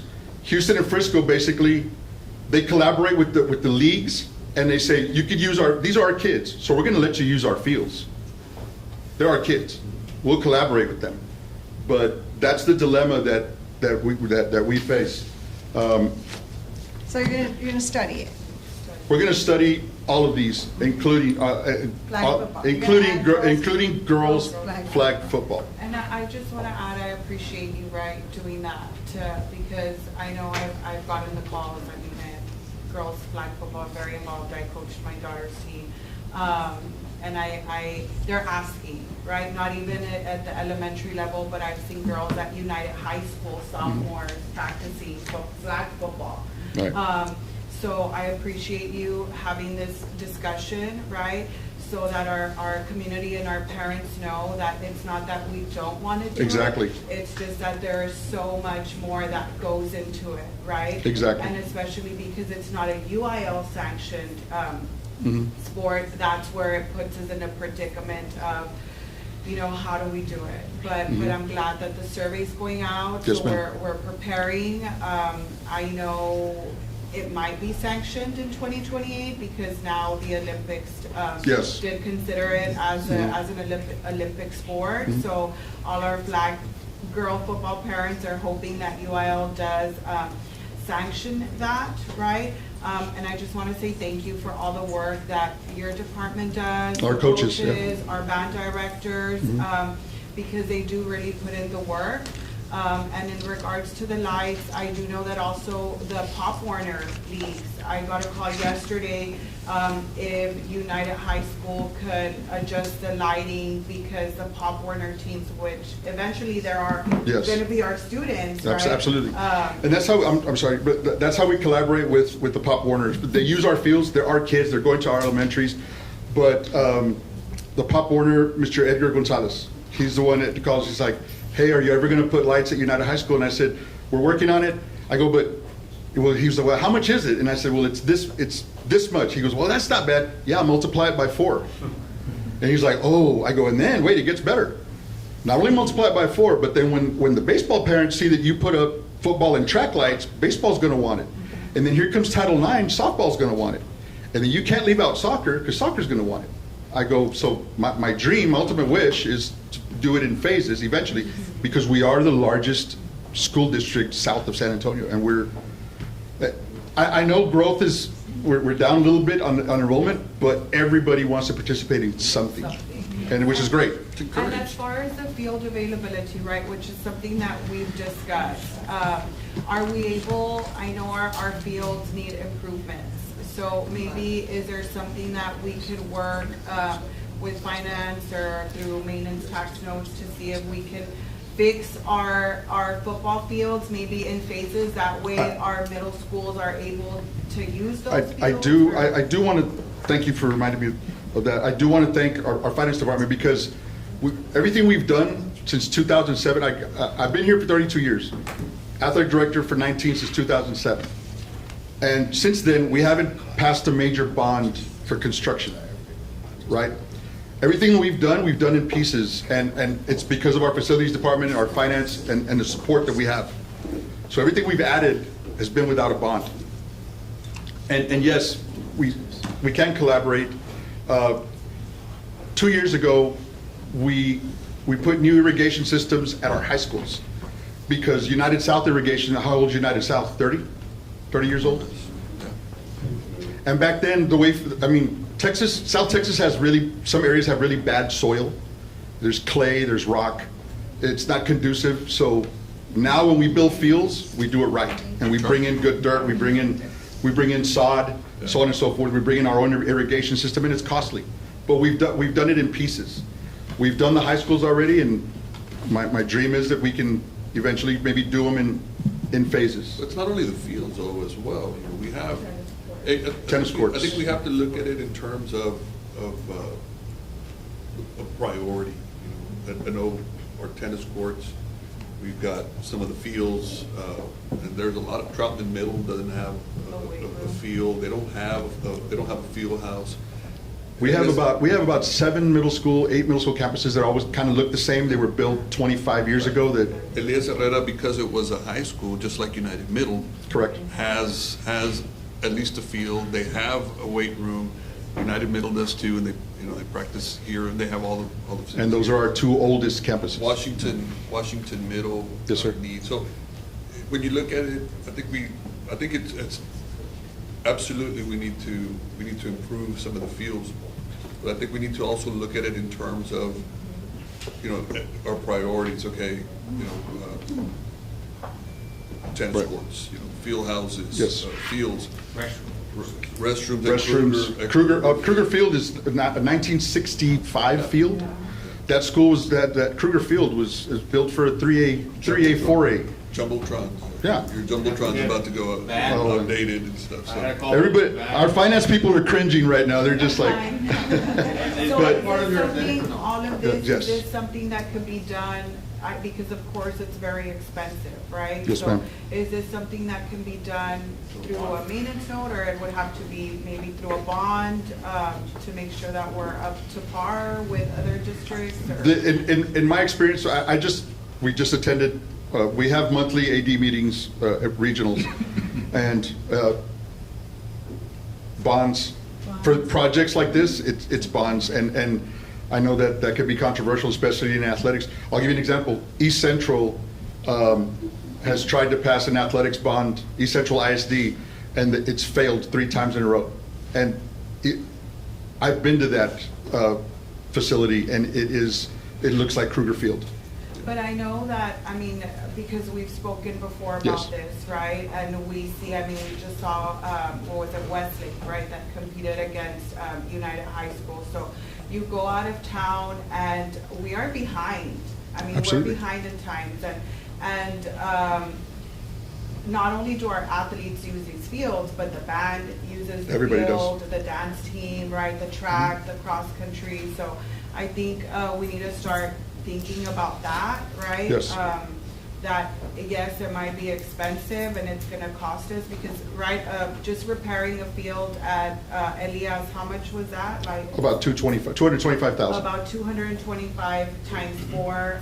That's a lot of money, right? So it would. It's 225,000 for Elias Herrera Middle School to repair that football field. Multiply it by 7 because there's 7 schools that kind of look, there's 7 middle schools that are in the same boat, that are older than 25 years old. 2 million. Yeah. So are we able to do a study just to see, maybe just to open up that conversation because Yes, we ma'am. are Yeah. behind.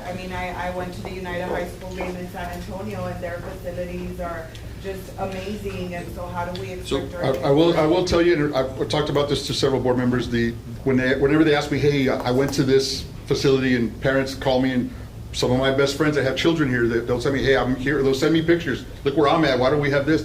And I'll tell them, and I'll be very honest with them, the 2007 bond that failed really set us back, it really hurt us. Well, and that was the point that I was gonna make, so that didn't pass, so we haven't had a bond since. Nothing for athletics. Since Well, maybe. Forever for athletics, right? Before 2007, it had been years since we had a bond. And so the bond that passed in 2013 just basically caught us up, just. But if you remember that bond, sir, it was campuses, technology, but It didn't have safety.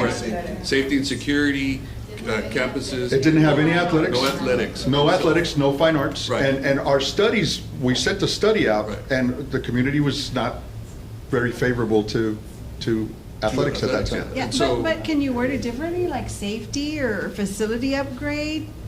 Well- At the end of the day, that's what it is. It's a safety issue. It's a upgrade to facilities. It's Being used for sports. Upgrades. but yes, Upgrades. yeah. Upgrades, renovations. You can always connect it to the school, and, An upgrade to the There's school. ways Sure, to yeah. say that this For- is like PE is done at those. For example, It has- Kruger Field is in dire need of parking and upgrades for the concession stand and restrooms. I did not know this until recently, but the concession stand at Kruger Field was probably built by Mr. Elias Herrera, and I think he built it supposedly with a lot of alumni that are a little older than me said that kids built that, and the trades, and they had kids help back in the Back in the 60s and day, 70s. And so, I think Judge Goldman used to help weld and stuff like that. yes. Yeah, so. But I'm not going to take up a lot of your time. I really appreciate the opportunity to speak to you. If you have any questions, all of you have my number. You do a great job of contacting me, Ms. Martinez. I appreciate you reaching out and listening as a new board member to our success and our obstacles. Last time I told you, I'm not going to give you excuses, but I'm going to tell you the history of it and the obstacles that we face. Yeah. And in spite of all of these constraints, and I call them growing pains, which is a good thing, our kids and our coaches are still successful year in and year out. And that's a testament to your support and everybody in this room, because everybody in this room really looks out for not just us, but for the extras. Thank you all. So I do want to mention that on Friday, we'll be sending you the executive summary of our facilities assessment, and there is a section that talks about athletic fuels. You all do know that, you know, the new bond laws have to do, like, if anything with athletics, it may have to be a different proposition. I mean, there's ways to tie it to the school, but that summary's going to go out this Friday to you all. It's just being amended with the projects we have already done through our maintenance tax notes, which have been more like HVAC, you know, not the pretty stuff, right? So the HVAC, the plumbing, et cetera, right, that we have been working on through maintenance tax notes. But that will go out to y'all this Friday. Just for the record, I wanted to say something about that. On a tax note, you know, it's kind of like interest rate. And when you go to a bond, it's a flat rate. So we get a better deal on a bond. Is that right? On a bond, and I'm just gonna, a real quick, yeah. On a bond, we're actually able to pay with it with a separate tax rate. Yes. And so it does give us a lot more room than in our operating tax rate. So that's one of the benefits. The other benefits that you can go out 30 years on debt. You can, you know, tier it. You know, here's some short-term projects, here's some longer projects, like our campus buildings are funded over 30 years. And then, you know, we're able to set up the payment over the 30 years the way we can handle it, right? So it doesn't affect our taxpayers too hard, you know. Yes, yeah. So there's more, I would say more flexibility. The only thing is you do have to go out to your voters, right? So let's say if like these fields, right, and even the tennis courts too, that they're a safety hazard really, because you have kids playing in holes, right? And would it be, I guess, smarter I know with the maintenance tax note, it gets done quicker, right? Because we don't have to go out on a bond and vote, and if that gets declined, then our kids are still suffering, right? Being at risk. So would it be, I guess, a smart move to just propose it as a maintenance tax note, or? I think it's very important that you all see this list, right? Because some of it really could be looked at some short term, but every time we do add that to the operating side, and I hate to keep pointing at Sam because he's on the list, it does take away monies that, you know, can go to other areas. But the whole idea is to be planning. But I think once you all see that summary report, you'll see. And doing surveys, because that's going to give us a better outcome for the big goal, future goal. You know. And sometimes, you know, right, Bobby, we like to get our athletic. I would like to give them a shout out. I would like to give them a shout out because Sam and Leda always, I'm very fortunate, and I would tell other ADs this, our finance people, they always call and say, what's going on, what do you need? Hey, prepare something for the future. Sam and Leda was talking about a 3-year, 5-year plan, and I have it. I have today's prices, and, you know, add 10% for next year's prices. You know, you asked me the price, I had it for you to repair that field. I want to give a shout out to our facilities department because we talked about the holes there. What happens when you get a hole is that irrigation system is so old that when there's a leak, it sinks. So our facilities people are on top of it, and they go out there and repair it, and then but we're putting Band-Aids on our facilities. Not just athletics, but just in general. I'm going to take up your time. Thank you all so much. Appreciate it. Okay, let's see how we can get through these real quick. Motion to approve Agenda item number 5, A, monthly disbursements. I do have a question on, right, it's individual, right? I don't have to. No. Good evening, board members, Dr. Cruz, members of the audience. My name is Rosa Cabello, Director of Accounting, and tonight we bring you agenda action item monthly disbursements for the month of August. Do you all have any questions? Yes, I do have a question because I know there was an open records request that came in for convocation costs, right? And so I was looking at the disbursements, and I did see, I'd like to discuss, it was $19,380 we paid for the rental of the arena for the convocation. Yes. And then we also paid $21,964 for audio, visuals, lighting, video. And with doing the calculations of everything, right, it looks like maybe we exceeded, or it's an estimate of maybe $60,000. And maybe this is not a question for you, Ms. Cabello, but do we have a detailed breakdown of expenses related to the convocation? Just because we are in times of financial constraints, right? So do we have that ready, or? Yes, we can. Yeah, we could prepare it and send it to the board in the Friday packet. Okay, perfect. Okay, so that's something that you all would have to prepare. Yes, So and if you it's have not, questions beyond that breakdown, just let us know and we'll try to, break it down a little bit more detail after that. okay, so it's not something that we already have prepared, like, or do we just? We could just, aggregate that information by common, Like an ad hoc report? items, and then Okay. just create it on the spreadsheet real quickly and send it to you. And send it, okay, perfect, okay. Yeah, because I mean, the convocation was awesome, I was there, there's been comments, right, that it did boost morale and people were excited. But I just think, always going back to what I think is that, with our times right now, I don't think overspending is the correct way to boost the morale. So I'd request that itemized list for Friday. Yes, ma'am. If you could give that to us so we can really see the bigger picture of what goes into it. And Dr. Cruz, the question for you is, what strategic plan is in place to ensure that the district spending is not controlled, but just, that it's being monitored moving forward? And how are we making sure that our funds, right, are being allocated to areas that are really important, which are instruction, student support, and operational sustainability? Is there a question? Well, let me just, I don't mean to interrupt you. Is there a question with regards to the current monthly disbursements that are being proposed right now? Well, my There's question. a list that has gone out in the Friday packet. Do we have any questions on that?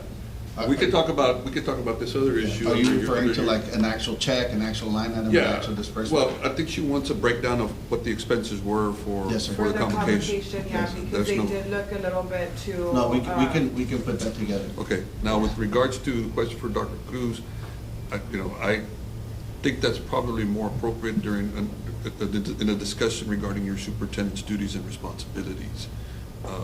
I don't think it has anything to do with the monthly disbursements right here, right now. As the director from the board is to provide additional presentations of finance reports. Those are going to be starting at the end of the 6 weeks. We'll be Okay. providing enrollment, attendance, and where we are in terms of our expenditures. I am working with our finance department to provide a concise presentations where by function, where all the funding is occurring. So those conversations and those presentations are Will be forthcoming. given to us, Yes. okay, yeah, just because I am a little bit concerned, I mean, that 21,000 for audio and visual, that is just like way too much money that we spend, comparing to other districts. We have the SAC that's available, maybe we need to start thinking about that. And just the disbursements in itself, the way we're spending, because we are in a financial constraint. And I know it's a conversation that I've had with finance, right, that you all are doing everything possible in your way. You all are just doing the numbers per se, but it's everything else that needs to fall into place. So I just want to urge everyone, right, to be mindful, and when we're doing these disbursements, to be mindful of the weight of what every dollar carries, right? And because this dollar is coming from hardworking taxpayers. So we need to make sure that we're really spending our money where it needs to be, not $21,964 for audio and visuals. I think we could have probably spent that somewhere else. I don't know what the comparables would be, to be honest with you. I don't know if there's anything cheaper out there. And if there is, then fine, I think the discussion is appropriate. But right now, I think, again, I go back to the comment, the issue is the monthly disbursements right here, right now, that you've made. I don't have any questions, but I just have a comment on the convocation. I think it was to boost morale, but I also think it was, I'm thinking, correct me if I'm wrong, was also to welcome our new superintendent, Yes, starting I- a first full year. I don't think we're gonna do it again, We right? It don't was a do one- one-time thing. We and- do not do one every year. There are other school districts that have a convocation every year. We had not had one since 2023, and we didn't get to have one last year to welcome our new superintendent, because he didn't start until August, once the school year had started. So this is not an activity that we do every single year. Yes, we had a lot of our employees that were very happy, very grateful that we did that for them. Texas ADL is our approved vendor that we use for our graduation, so when we have had convocations, they're the ones that are providing this service to us.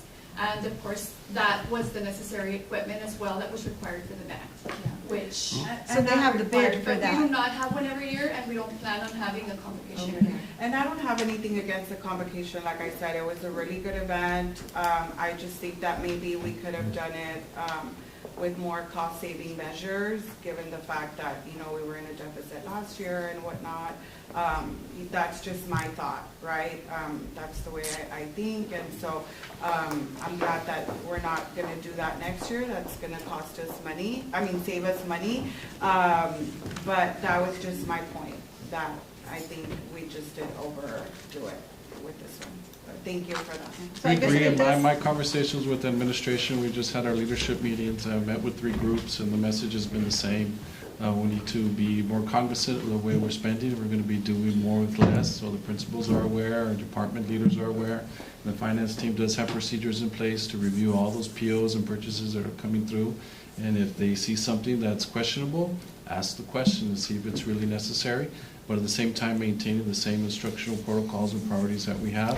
If a campus does require additional funding, by all means, we will make sure that they get those additional funds to be sure that they are successful. Perfect, thank you. The budget amendments, Good evening, Rosa Cabello, Director of Accounting, and tonight we bring you agenda action item, budget amendments. Budget Amendment BA 25-07. This budget amendment is for the end-of-year payroll expenditures, which consist of 3 items.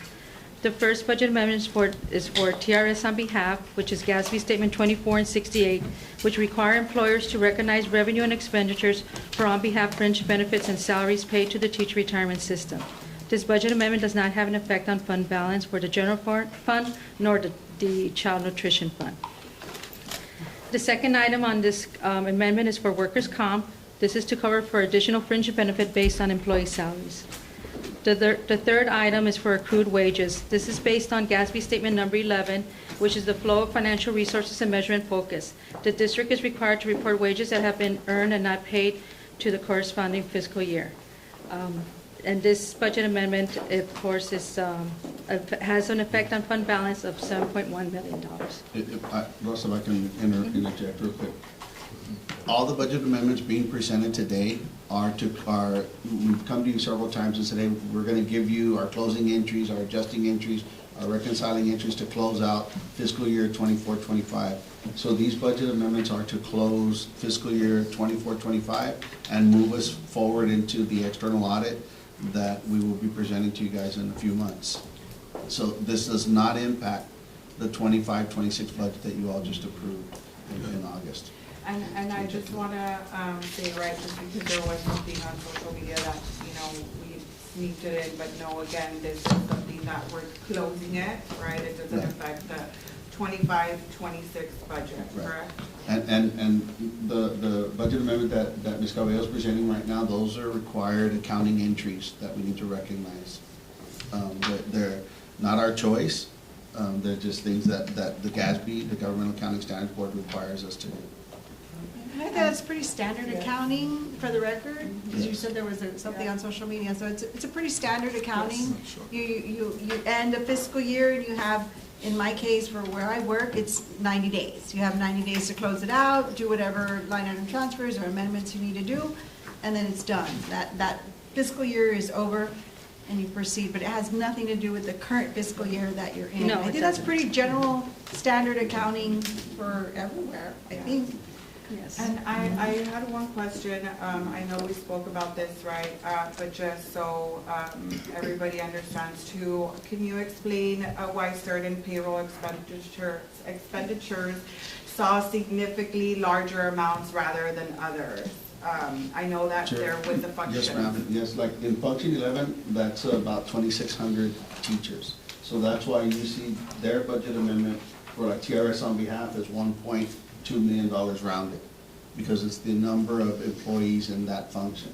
Whereas if you compare it to 23, which is school administration, you know, the campuses that we have, each have one principal, one assistant principal, and not 2,600, you know, teachers are coded to 23. A limited number of employees are coded there, so you'll see a significant decrease only to $109,000. And if you go down to these functions, $80,000, that's all that we felt we needed to get this function, because TA requires that when you present your financial statements to them and to you all, that we cannot be overdrawn by function. So function 31, counselors, we only needed to add about $80,000 for TRS on behalf to ensure that we have appropriate funding in there.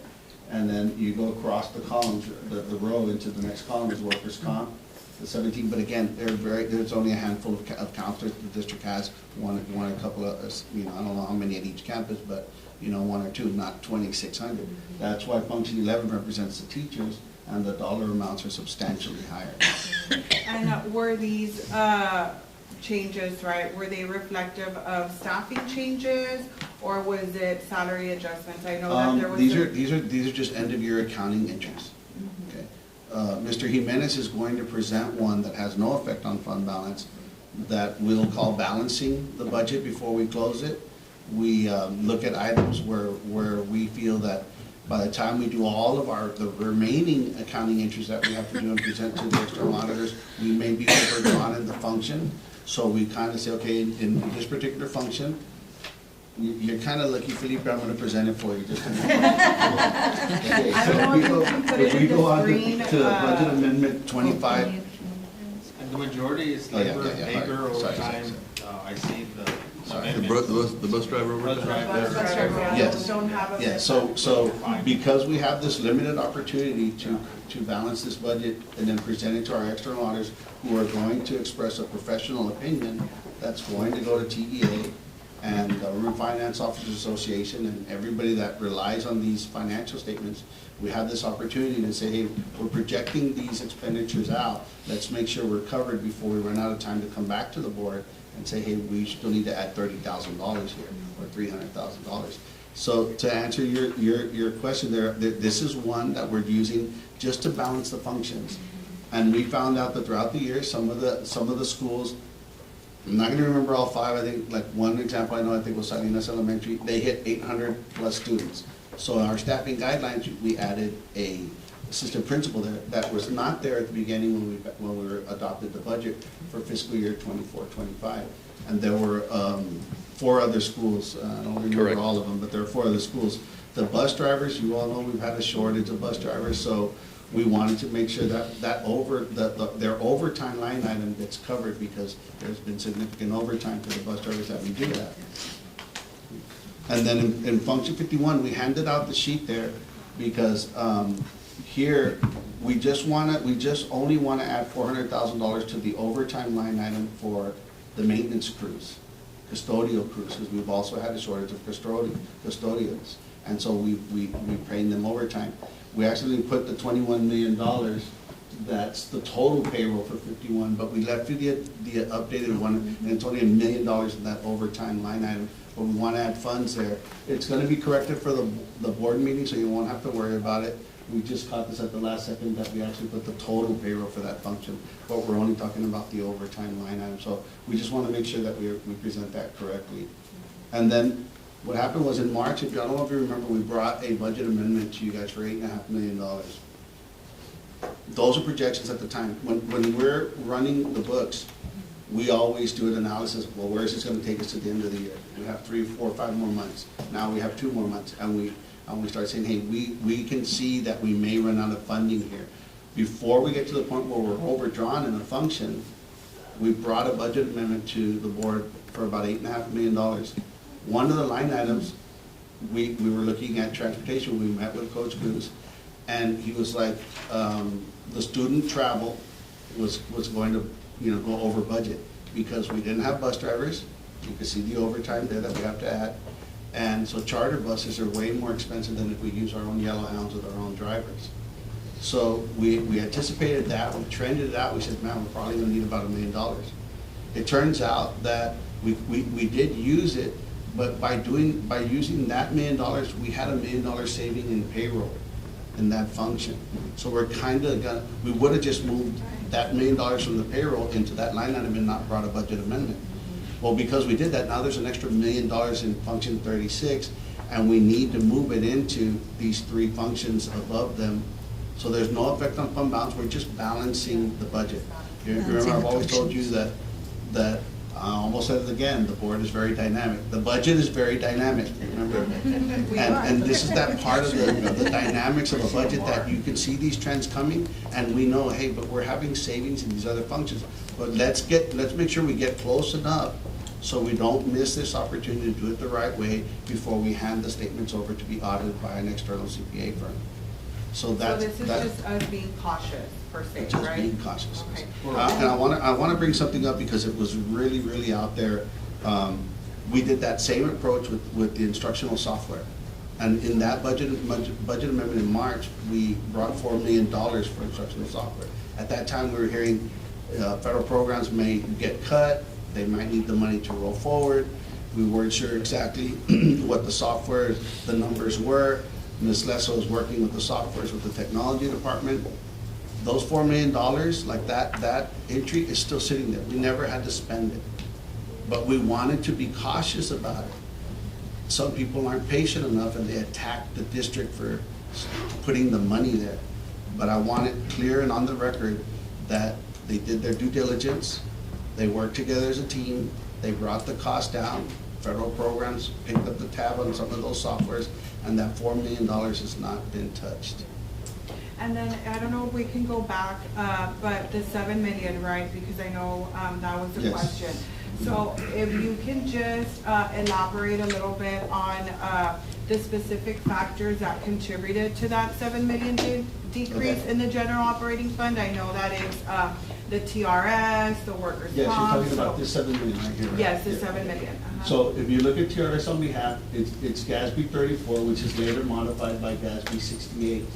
And it requires that any payment that the state makes on our behalf, they said you should probably reflect it in your financial statements as an expenditure for the district. But they give us an out because they say, okay, because we're forcing you to report an expenditure, it's only fair that we recognize revenue from the state. So this is a balanced budget amendment where it has no effect. You see the line item here for fund balance, there's no effect on it. We're increasing revenue and we're increasing expenditure. We call it a wash, right? But it is going to impact these expenses, so we want to make sure that we cover that amount in the expenditure. When it comes to workers' comp, here this is what we call a payroll liability. It's an expenditure. When we prepare the budget, we trend workers' comp.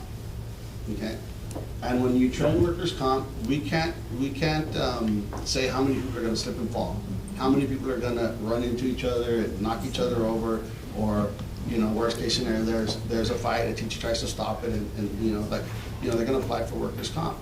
We get really, really close. This is very rare. We rarely bring a workers' comp adjustment to you guys. We're always on top of we project it out really, really good. This year, unfortunately, we had to add $396,000 to the workers' comp line item, being precautionary. This gets audited by our carrier. But they don't let us know what the true number is until late November, December. We've already handed the financials over and we're already starting the external audit with the CPA firm. If we don't get it right, that could be a finding in the audit that we understated workers' comp expense. We're hoping we don't use this money. We're hoping that, but we won't find out, and it'll affect next year's because we'll get a receivable back. And unfortunately, we can't go back and readjust this. We'll just lower the workers' comp expenditure for the 25-26 financials. So it may not be 396, it might be 196,000. Then the last column, accrued wages. This is your GASB 11, and what happens with this, and we've discussed this extensively with management. As we start the school year earlier and earlier in August for the needs that instruction, they have their reasons, right? but now people are coming in earlier and earlier. And GASB 11 says you have to match the person's workload with the month that they're getting, that they're earning it, that you're expensing it. So we used to start school, I don't know, 25th of August, way back in the day, a lot later.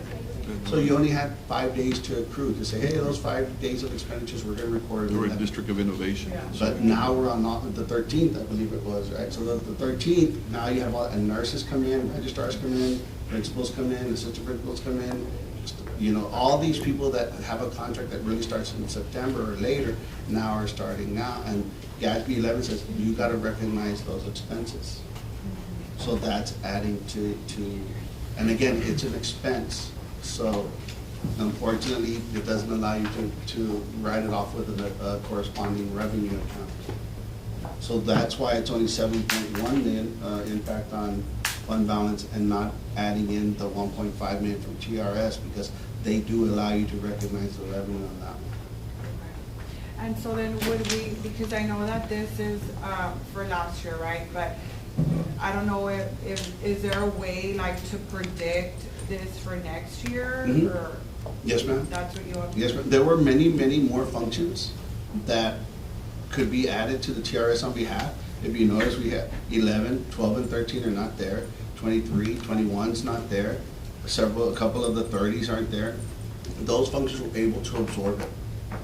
Here, we're just trying to be precautionary to make sure that when we hand over the audit to the financials to the auditors, there's not a finding that we went overdrawn. So, because some of these functions were really tight. Remember, we adopted a $9.7 million deficit budget. If it would have been a balanced budget, probably would have covered this, and we don't bring this every year. It's been on occasion, and when you have a 9.7 original deficit budget, you're gonna run out of expenditures in these line items, and that's what's happened this year. If it would have been a balanced budget, most probably it would have absorbed these expenditures, and we wouldn't have had to have brought them to you for approval. But again, we're gonna hand over the financial statements to the external audit firm, and we do not wanna have any audit fine. Under Rosa's leadership, I handed over the financial statements to her about, man, it's already been a decade. It's been a while. And under her leadership, we haven't had a single audit finding from the external audit, because we prepare for this. So that's why she's presenting this to she came to me and I said, okay, we gotta take it to the board, and let's not, I'm not saying we're not gonna get a finding, but we've been working these numbers very cautiously for years now to prevent that, and this is part of what we have to do sometimes. And so I know with the workers' comp, right, because that's unpredictable, we can't control that. That's something that's out of our hands. Yes, ma'am. And I don't know who can answer this question, but is the district doing anything to educate our employees, or like safety reminders, like Yes. to avoid having too many claims? Yes, ma'am, the risk management, they continuously do an analysis, and as a matter of fact, that's a perfect question. We just met Monday afternoon, the Division of Finance leadership meeting that we have. Risk management presented the annual slips, falls, and accidents, and we can see a pattern in some places. So I'm going to take it to management this Monday, and I'll summarize it for them, and then we'll create a plan of action to send Roman. He's our safety officer on the risk management side, not our safety officer with Mr. Garza. This is safety that's under risk management. That will that's purposely there to look for slips, falls, accidents and stuff. And we have a pattern of, there's certain schools that have been repeating, so we gotta go talk to them, what's happening here. Certain departments that happen, and then certain categories of employees. Custodians get hurt a lot, but that's the nature of the job. But there's continuous trainings every year. We do You're push safety. forecasting, you're forecasting so these, the numbers are based on, that's, assuming that's why you say it's dynamic. It's an ongoing process. In my opinion, I think those numbers are low. They could have been higher. They really are. I'm glad that you noticed that, because I know they're alarming. I know they're alarming to the public, but when you deal with a $450 million budget, they're a very small percentage of it. I think it's working what we're doing, which is needed to keep reinforcing, and I think going for that. Yes, sir. And so these 7 million, does it affect the deficit or does it just? Yes, I know affect that that's been a discussion, right? When we had to post the tax rate for the upcoming 25-26 fiscal year, at the bottom it requires you to estimate your ending fund balance. And we put 66.6 million. These numbers, we were already, forecasting them in. And so it shouldn't be a surprise to anybody because I know that became a hot topic also. So everybody knows our fund balance is going to be around 66 million. I think it's going to probably go down a little bit to 64 million. That's why we put that number out there. We knew it was going to, cause a little bit of a wave, but we're trying to do our honest effort. And the word that they like to use, transparency.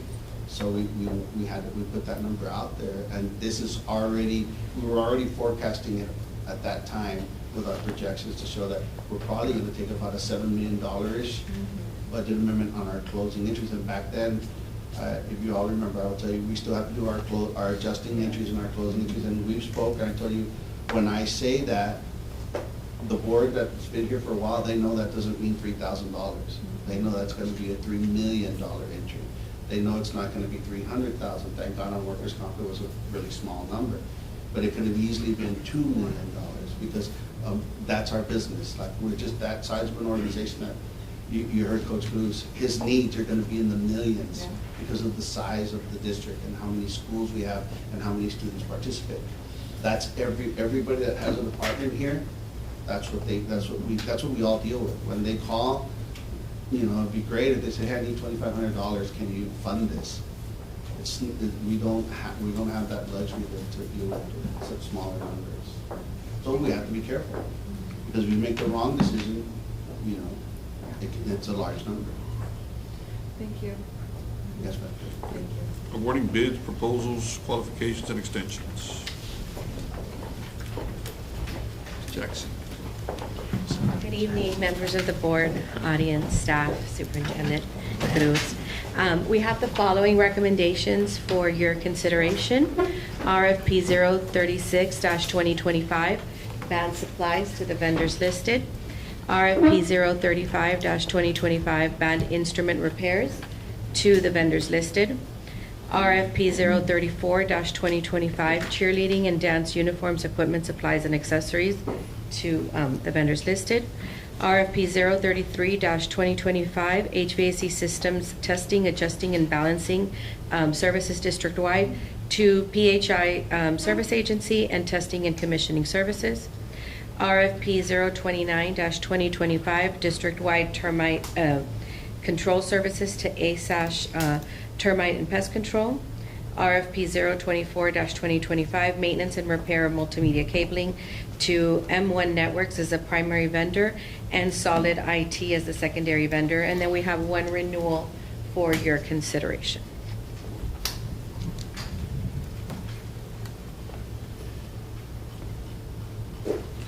Questions? Okay. Competitive seal bid proposals as method of procurement for United Middle School renovations, Phase 2. As you all are very familiar, as per Government Code 2269, anytime we're going to use a procurement method other than our default procurement method of job order contract, before advertising or going out for proposals, we have to get your permission to determine the method of procurement. And so administration is recommending competitive sealed proposals as the method of procurement for the United Middle School Phase 2 project. So you're asking for action to pass the procurement method? This is just so that we can use the procurement method. If you all approve it, then we go through the procurement method and then we bring the proposal for your approval. All right. If the board wishes, and we have Mr. Peña here who wants to go over very briefly the United Middle School. Remember, the board took action in the spring to approve the United Middle School Phase 1 due to the plumbing issues. And just so Mr. Peña, if you can highlight the work that has been done and what needs to happen in terms of Phase 2 that's related to this competitive seal. Correct. Good evening, Mr. Board President, members of the board, Dr. Cruz, legal counsel. We have a very brief presentation.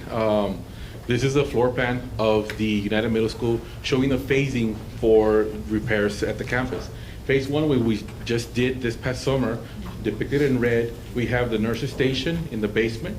We have the central restroom in the basement and the girls' restroom and shower area in the first level. And so we would like to share a couple of images that we, of the project, from before and after and during.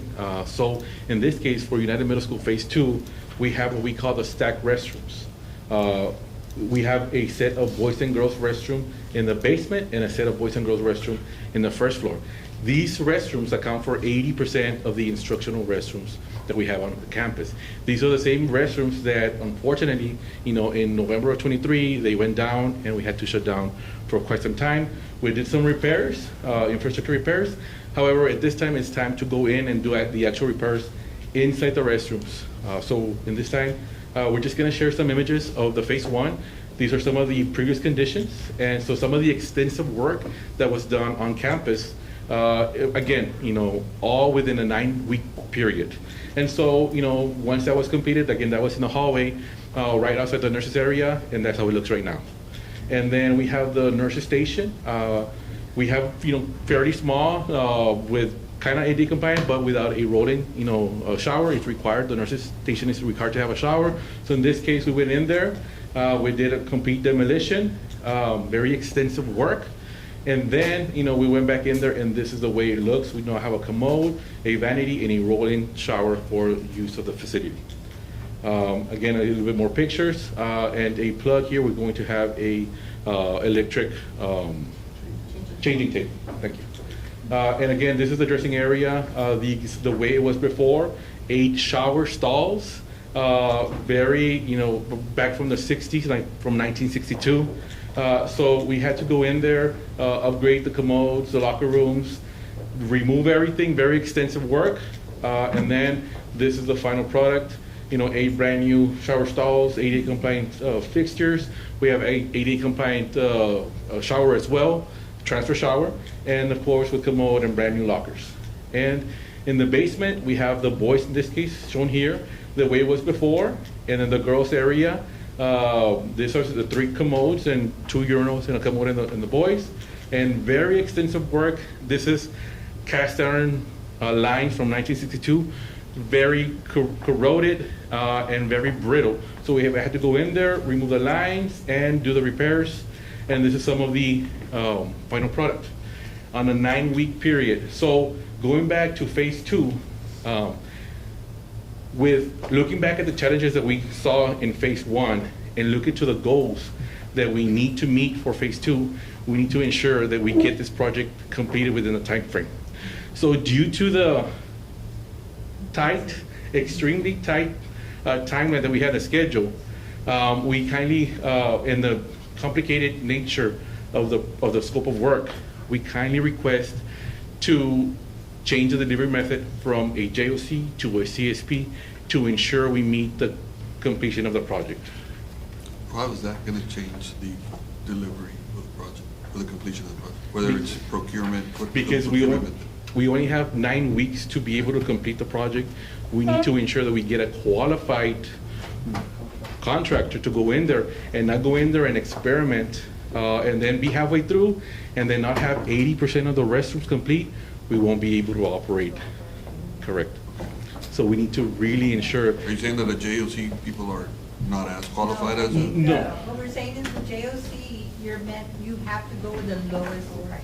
Right. You go with the lowest price, and maybe, they are experienced over a longer period of time, but in this case, we need to verify the qualifications of a contractor that has done some similar work over a small period of time that could deliver that project to you on time and within budget. So we do have very qualified JOC contractors. I've worked with both of them, but I'm just curious as to how that's going to change the delivery I guess just to expand on that, right? So when we bring you the qualified JOC vendors, the JOC projects are of a recurring nature. So they're like your tile replacement, a new door. They're more generalized routine maintenance projects. So when you approve those vendors, you're approving them for a variety of different trades, right? So any of those approved vendors can bid on, say, these plumbing issues, where his concern, I believe, is that one of the ones that's not a highly qualified in plumbing may low bid And with JOCs, we don't do a ranking system. We go low bid because they've been pre-ranked. And so because of the nature of this job, he's recommending that we go ahead and hone in on the specific trade that they're wanting to do here. So it's got nothing to do with delivery date, it's got more to do with qualifications. Qualifications, and again, that 9-week timeframe, and the extensive work that needs to be done for 80% of the restrooms to be delivered on time. And again, before this mentioned, every year, the August 25 days over. We go to school very early, so we have a very tight window to ensure that we get the project installed, within time and within budget. We recommend to go with a qualification-based CSP. No margin of error. All right. All right, thank you, sir. Resolution of the 2025 appraisal roll as the 2025 United ISD tax roll.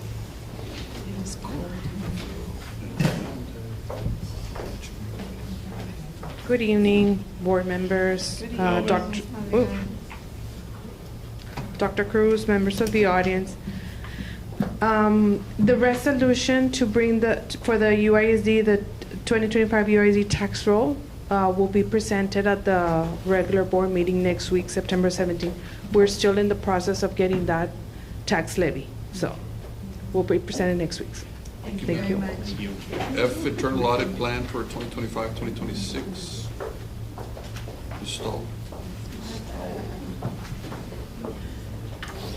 Good evening, board members, Dr. Cruz, and members of the audience. I'm bringing to you the internal audit plan for 2025-2026 for your approval. The purpose of the plan is to provide guidance on the scheduled audit work for the year. The plan was prepared based on a risk-based analysis that includes risk, materiality, prior internal audits, changes in service or technology, and the need for an audit presence. We also requested input from administration and the board, which we do every year as required by standards. Keep in mind that the plan is flexible and subject to change to allow our department to respond to any special requests and issues that may arise during the year. Do you all have any questions on the audit plan? I just have one question, because I know there was a public comment about the police department overtime, so that's included in this audit, right? It's included in the plan for the year, In the plan yes. for the year. Yes. Plan for the year, sorry. Yes, so we do have the police department overtime. Okay, so that concern will be addressed, and then we'll know as a board, right? With your plan. Yes, again, the audit plan is starting right now, and in the fall, we tend to work more on student activity audits, and that usually will come around the springtime. Okay. So we do have that. Are y'all auditing LBJ right now? Excuse me? LBJ? Y'all done that? LBJ, yes, because of the change in principle, and high schools do get audited every year as part of the student activity audits. I do have some items that I need to mention every year as part of our standards. So in accordance with the standards, note that we do need to confirm this. The internal audit department's purpose, authority, and responsibility are found in board policy CFC local, and the department follows the guidance in the Institute of Internal Auditors Global Internal Audit Standards, and these are available on the UISD website. In accordance with Texas Education Code 11.170 and the standards, the internal auditor reports administratively to the superintendent and functionally to the Board of Trustees to ensure its independence. And there were no instances of our independence being impaired in fiscal year 2025. Thank you. Thank you. Thank you, Ms. House Stahl. Bill 3 of board adopted goals and plans. Yes, these goals need to be presented and approved at the board level, which is part of HB3, which has our performance level for our students in regards to CCMR and early childhood. Here we have Dr. Angie Sanchez and Saida. Yes, good evening, members of the board, Dr. Cruz, members of the audience. For the record, my name is Dr. Angelica Sanchez, Executive Director for CCMR. Presenting with me is Saida Gonzalez, Executive Director for Elementary Education. So we do have the House Bill 3 plans and goals that we'll be sharing with you that will need your approval. I have that. Yeah. There you go. So what is the purpose? So we do have what's called the Texas 60 by 30 plan in Texas, and that means by 2030, 60% of Texans, that's the goal, will have either a degree, a credential, or some sort of certification. So the School Finance Commission set some following checkpoints for the districts to be aligned with that goal, and that's 60% of students perform at the state meet standard for third grade in reading and math, and then 60% of our graduates will graduate with a college, career, or military ready. So what are the requirements? The board must approve these plans, like I said, in early childhood and CCMR. Some of the criterias, you must have a district level administrator to oversee this. I will be overseeing the CCMR plans, and Ms. Gonzalez will oversee the elementary education. They must be specific, quantifiable, and annual for the next 5 years. 2025 is the last year for the first 5 years that were approved, and so now 26 through 30 will be the next 5 years. And we must renew them annually, and they must be posted on our website. So what is it that we're looking at? We are going to look at the aggregate student growth for CCMR, that's the overall, and then the subgroups in closing the gaps. For early childhood, you're going to see the aggregate growth in the third grade, the subgroups, and then they also have to have a targeted professional development plan for kinder through third for those campuses not meeting the elementary goals. So let's start with CCMR. These are the cut points. When CCMR first came out, we had a 60 to make an A. So if you got a 60, you were able to calculate a 90 into your accountability. Okay, but a lot of these districts were really performing higher than what they should have. So they averaged, the state was averaging the 65%. So TA came back and said, we're going to readjust. So right now we are at the table that says the 23 through 27. In order to make an A, and of course as an A district, that's what we're going to shoot for in CCMR, an 88, if 88% of your graduates meet CCMR, we're going to calculate a 90, okay? So just a refresher for you all, this is how students can earn a CCMR credit. You have your college ready, whether it be an AP, a dual credit, an ACT, an associate, so there's different ways that students can be CCMR ready. They can enlist in the military, and then we also have career readiness goals. Those are when we talk about CTE, the program of study with your IBC. We have our level 1 certificates, and for our students in special education, we have our plans where they're either workforce ready or they graduate with an advanced plan with an endorsement. So here's our goals. I'm not going to go over each one, but you have them in front of you. 25 is the last year for the last 5 years, but I wanted to show you where the district was at. The target was a 63%. We were at a 95. And so for 26 through 30, we have set the goals for the coming year.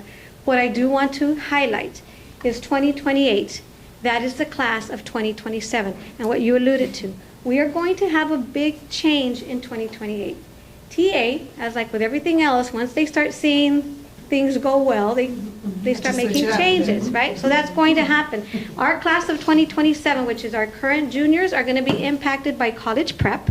That is a course we offer for students who are not college ready, and they take this developmental course. The only way you can offer, well, you can offer the course, but now TA will not count it towards your accountability if it's not approved by them. So entities across the state, LC, TAMIU, our MOU was submitted by LC, and they were not approved. So we can use that course, but we won't be able to count it towards our accountability ratings. So what happens there? We do have Region 1 that got approved. They are our service provider, right? They got approved. So it's a possibility that if LC is going to submit again, if they don't get approved, we might need to change to Region 1. So I want to make sure I share that with you, because that might be a change that we may need to do, and that's for ELA. For math, there was no entity that was approved in math across the state. So there's no, you can't use any of those coursework. You can use it for the students to be college ready, but not for accountability purposes. Again, the next round of submissions comes this fall. As soon as we know what entities are going to be approved by TA, we'll make our adjustments, and we'll try to offer that curriculum to our students. The other area that's going to be impacted is CTE. So now they've changed CTE in terms of accountability, is they put our IBCs into tiers. Tier 1 has the highest demand. Tier 2, they're high skill, high demand. And Tier 3, we're on the list for accountability, but there's no demand for them. Okay, so what they're going to do is, the only thing we know right now, because they did a preliminary release of the 28 accountability manual, is they're going to limit for any tier 3s, the number of IBCs you can count towards your accountability. We also know that they're going to put weights on these IBCs. We don't know what it is. It might not be a full point anymore. It might be half a point. So for example, if I have a district that's at 70% and they give me half a point, it's like they only have 35%. So we're going to see a drop, right? We're going to see a drop that year. However, an 88 is an A. Okay, and I left an 88 because as an A district, we're going to still shoot for that A. And I always say, you know, we're going to shoot for the moon, and we miss, we're going to be amongst the stars, right? We're going to really try to push our goal and keep that 88%. And so that is what our goals are going to be for UISD. Now we've got, the plan requires that we do every campus for the high school. So there's United. They are doing very well. In 2025, 66% was their target, and they were at 99, and those are the goals that we're setting for them. There's United South. They were at a 94 in 2025, and the targets and the subgroups for them. There's Alexander. They're at a 94. Their target was a 70. And we've also set the targets and their subgroups for Alexander. And lastly, LBJ. They were at a 95. So what is our plans? These are the key initiatives that we're doing. We're going to increase dual enrollment. Okay, we no longer can really depend on that college prep unless we know once those entities are released. But we're going to really increase our dual enrollment for students participating in dual enrollment. We're going to restructure our TSI. The number of students that are graduating that are college ready with an assessment. Not so much college prep, but with an assessment. We're going to continue to participate in AP. We have a lot of students that take the AP exam for the extra weight, but guess what? They're not sitting for the exam. So we want to make sure that those kids are sitting for the exam and passing that test. We're going to continue. I think the CTE department does a great job, but that's where I told you that change is coming. The same thing for the college prep. We are still going to offer it to students because it is a benefit for them. However, we're going to have to wait till we see exactly who's going to be approved and then make our adjustments. And they will not let us know until next summer. So we're going to really make that change right at the beginning of the school year for our junior class. And lastly, we're going to continue with our 8th grade TSI. These are the students that take TSI as early as 8th grade so that they can enroll in dual, in your early start, and all those programs once they get to the 9th grade. And then lastly, CCMR is what generates our funding for the high schools. Okay, there's criteria for that. And so if we really target on that TSI exam and those college readiness exams, we can increase our funding. Right now, we are producing $3 million, in which we're required to at least spend 55% back, 1.8 back into CCMR. The other 45%, the district can work with what they need, right? So we are really going to try to push up those numbers. We're only generating 25% of our potential. We should at least be at 50%, at least $5-6 million. So if we really target that TSI, because it requires you to pass an assessment, SAT, ACT, or TSI, we can really boost our numbers and maybe bring in about $6 million that we can really support our students with other college initiatives. Okay, any questions with CCMR before we do that? What's the weight? Because I know the CCMR goes into play with it's STAR and it's CCMR, yes, right? So CCMR is crucial. It's 40% of Domain 1, 50% of relative performance in Domain 2, and 30% of Domain 3. So today yesterday we were sitting with all the campuses, going one by one, going over all our plans, what it is, and we did a what if. What happens if we drop? What happens to your score? Will you still be an A? Because it's a big percentage, especially for 2028. So yes, it's a big percentage of the high schools. It's 40%. It's just as important as your STAR. Because the other, it's 40% for your STAR, for student achievement. So we're just as important, and that's what we tell our CT teachers and our other programs. Like, well, you're just as important as the STAR test, because you're 40% of giving those IBCs or those other initiatives that we have. Okay. And I know, so because it's so important, right, thinking like future, I know that, for example, in San Antonio, because I was there, they have their own CTE center. So maybe that's something that we can look into for the future. Well, actually, I think now that you say that, when was it? Maybe a couple of months ago? My first day. On the first day, I sent the management an email, and I'm like, hey, we really need to consider a CTE center in our next possible bond. And we would really, this is something that our city needs and that our campuses need, so we can bring everybody from all the high schools into a facility that services many different career clusters. And yes, that was one of my first emails to him. Sorry. That would be like more like the non-traditional as well, right? It's the same thing? Non-traditional? No, you have that facility and you bus them for their programs and they go back to their school. Oh, okay. You know, you can open cosmetology, you can open all these things in there. Yeah, yes, it would be a main facility for the district for the centralized location. Yeah. And you would service all your high schools. So again, thank you for bringing that up. Yes, Thank you, ma'am. Additional T10.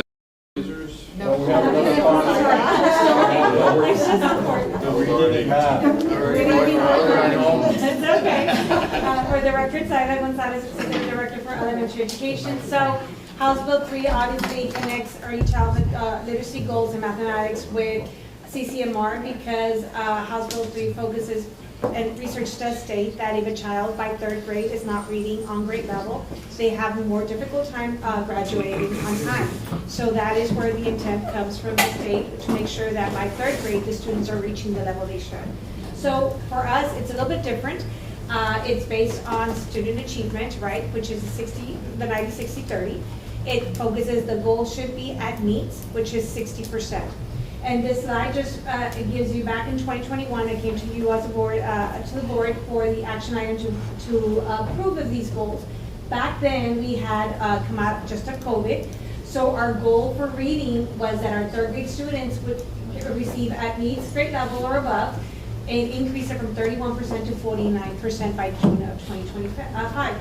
This year, we're happy to announce that we surpassed the goal by 10%. So we were currently at 59, which is fantastic because the state says 60. So we're just 1 point short, which is great. And then in the mathematics, we had from 20% to 48 by June 2025, and we are currently at 52. So again, we surpassed the goal by 4%. So we did very well with our previous goals. And coming into our now our new goals for the next 5 years, we are now working based on the baseline that we have, how we scored this school year. So because we're very high achievers here at United ISD, we're going to go above the 60% that the state is requiring, right? So we're going, of course, from 59% to 65% by June 2030, and this is in the area of reading. If we look at the area of math, that's where we're right now working a little bit more, struggling, and we're making sure we are out for a math adoption this school year. We're going to start working on that. So that's right, the resources that we're providing to our teachers and students. And our goal is going to be to increase from 52% to 60%. So you can see the different progression throughout the school years of our goal. Then we go, just like CCMR, we go by feeder patterns. So I will not go over because there are 30 elementary campuses, but at the top portion, you'll see the early childhood literacy goal, and at the bottom, you'll see the math proficiency goal. So one of the things is you'll notice that each campus has a different starting goal and a different ending goal. And the reason for that, it is because we are using their STAR scores from this school year. So just like we have in our classroom where we differentiate instruction for our students, same thing goes at the district level. We have our goals, and then we work with each campus instructional needs that they might have by providing support. We have United South High School as well. In some of the campuses, we already have the campuses performing at 60 or above. So we have them maintain and or continue up to hopefully at 65% or more, right? Alexander and LBJ, Lyndon Johnson. So some of the things very similar to CCMR. So some of the action items that we're taking or we continue to have the House Bill 3 Reading Academy certification for all our K-3 teachers. That has been completed. We're now just updating any new teachers that are hired, right, or any new administrators as well. We continue to have our iReady assessments. We also use Map Fluency. We monitor progress because it's not only in 3rd grade. It starts in kinder, pre-K kinder, 1st and 2nd. Make sure that by the end of 3rd grade, they're where they should be. We have the personalized instruction. We do have scheduled PLCs. We made some changes to our PLCs this year that we provide district-wide. It was usually very much of, look, this is the data and this is what we recommend to come forward, but now we have more of the teacher interaction. I know sometimes it's difficult when we're having virtual meetings, but we need to make sure that teachers are speaking to each other and that they're sharing those instructional strategies. these teachers that are receiving TIA incentive, right, and that they're doing so well in their classrooms, what are some of the strategies that they're doing and what can they share with other? Today we just had our calibration with TIA and it went very well. Principals and administrators were very pleased. So obviously professional development, we also provide support through instructional support forms for our coordinators. It's important to mention that our scope and sequence, it's not something that we put out at the beginning of the year and we let go. Every time we have an assessment, our coordinators go back, they look at their data, and then we do make revisions to our scope to make sure that we're providing those spiraling activities in order to make sure that these TEKS are covered. And that's pretty much it. Teacher surveys, yes, based on teacher surveys, thank you. We do, at the elementary department, we have teacher surveys every 6 weeks where they provide us feedback on not only what they feel that scope and sequence needs to be revised or that it needs, but also instructional resources and professional development that they feel that they might benefit from. And I know that you all are monitoring, right, the effectiveness Yes. of the literacy programs, which is the iReady, right? And I know now you all are implementing a new strategy to make sure that math is strengthened, right? To make sure that it's most aligned definitely. with- Everything that we have, there's a rule, right, that everything that we have, what's not being monitored, is not being done, right? So we make sure that from math fluency, from iReady, from checkpoints, from benchmarks, interim assessments, all this data is shared out. We rank our campuses, right, because a little friendly competition is always good. We rank campuses so they more or less know where they stand with their other campuses. And I think it's also important, right, to put the responsibility on the parents as well. Like I know with the elementary, the iReady is a really big thing. So to make sure that parents know that their child is doing that 30 to 45 minutes per week of that iReady, because that's going to help them grow in the long run, and then it's going to help the teacher as well. Right? Yeah, so most definitely. House Bill 3 actually requires us to send out to parents within the first 6 weeks, right? So right now when report cards go out, we will be sending a report that gives them information to the parents on how their child is performing at the BOI assessments and what they should or they can do to help their children improve. Perfect, thank you. Thank you. Thank you very much, ma'am. Thank you, everybody, for Microphone ran out of batteries. 2 seconds. More than 20 minutes. You got 2. Live or no? Clean up hitter, we'll make it fast. So I have a list of names that we're asking to be included for the T-test appraisers for next coming Wednesday. I'll ask you if you allow me. I got a late entry this week. Miguel Chavez from the Special Ed Department. They want me to add him if you don't mind. I will include it for the packet for next Wednesday if you allow me. Sure. Wasn't Ms. Mora already at T-Test? What happened is that she was not present during the time. She was out, and so she did her training. All right, thank you. Motion to adjourn. Thank you. Thank you very much. Enjoy.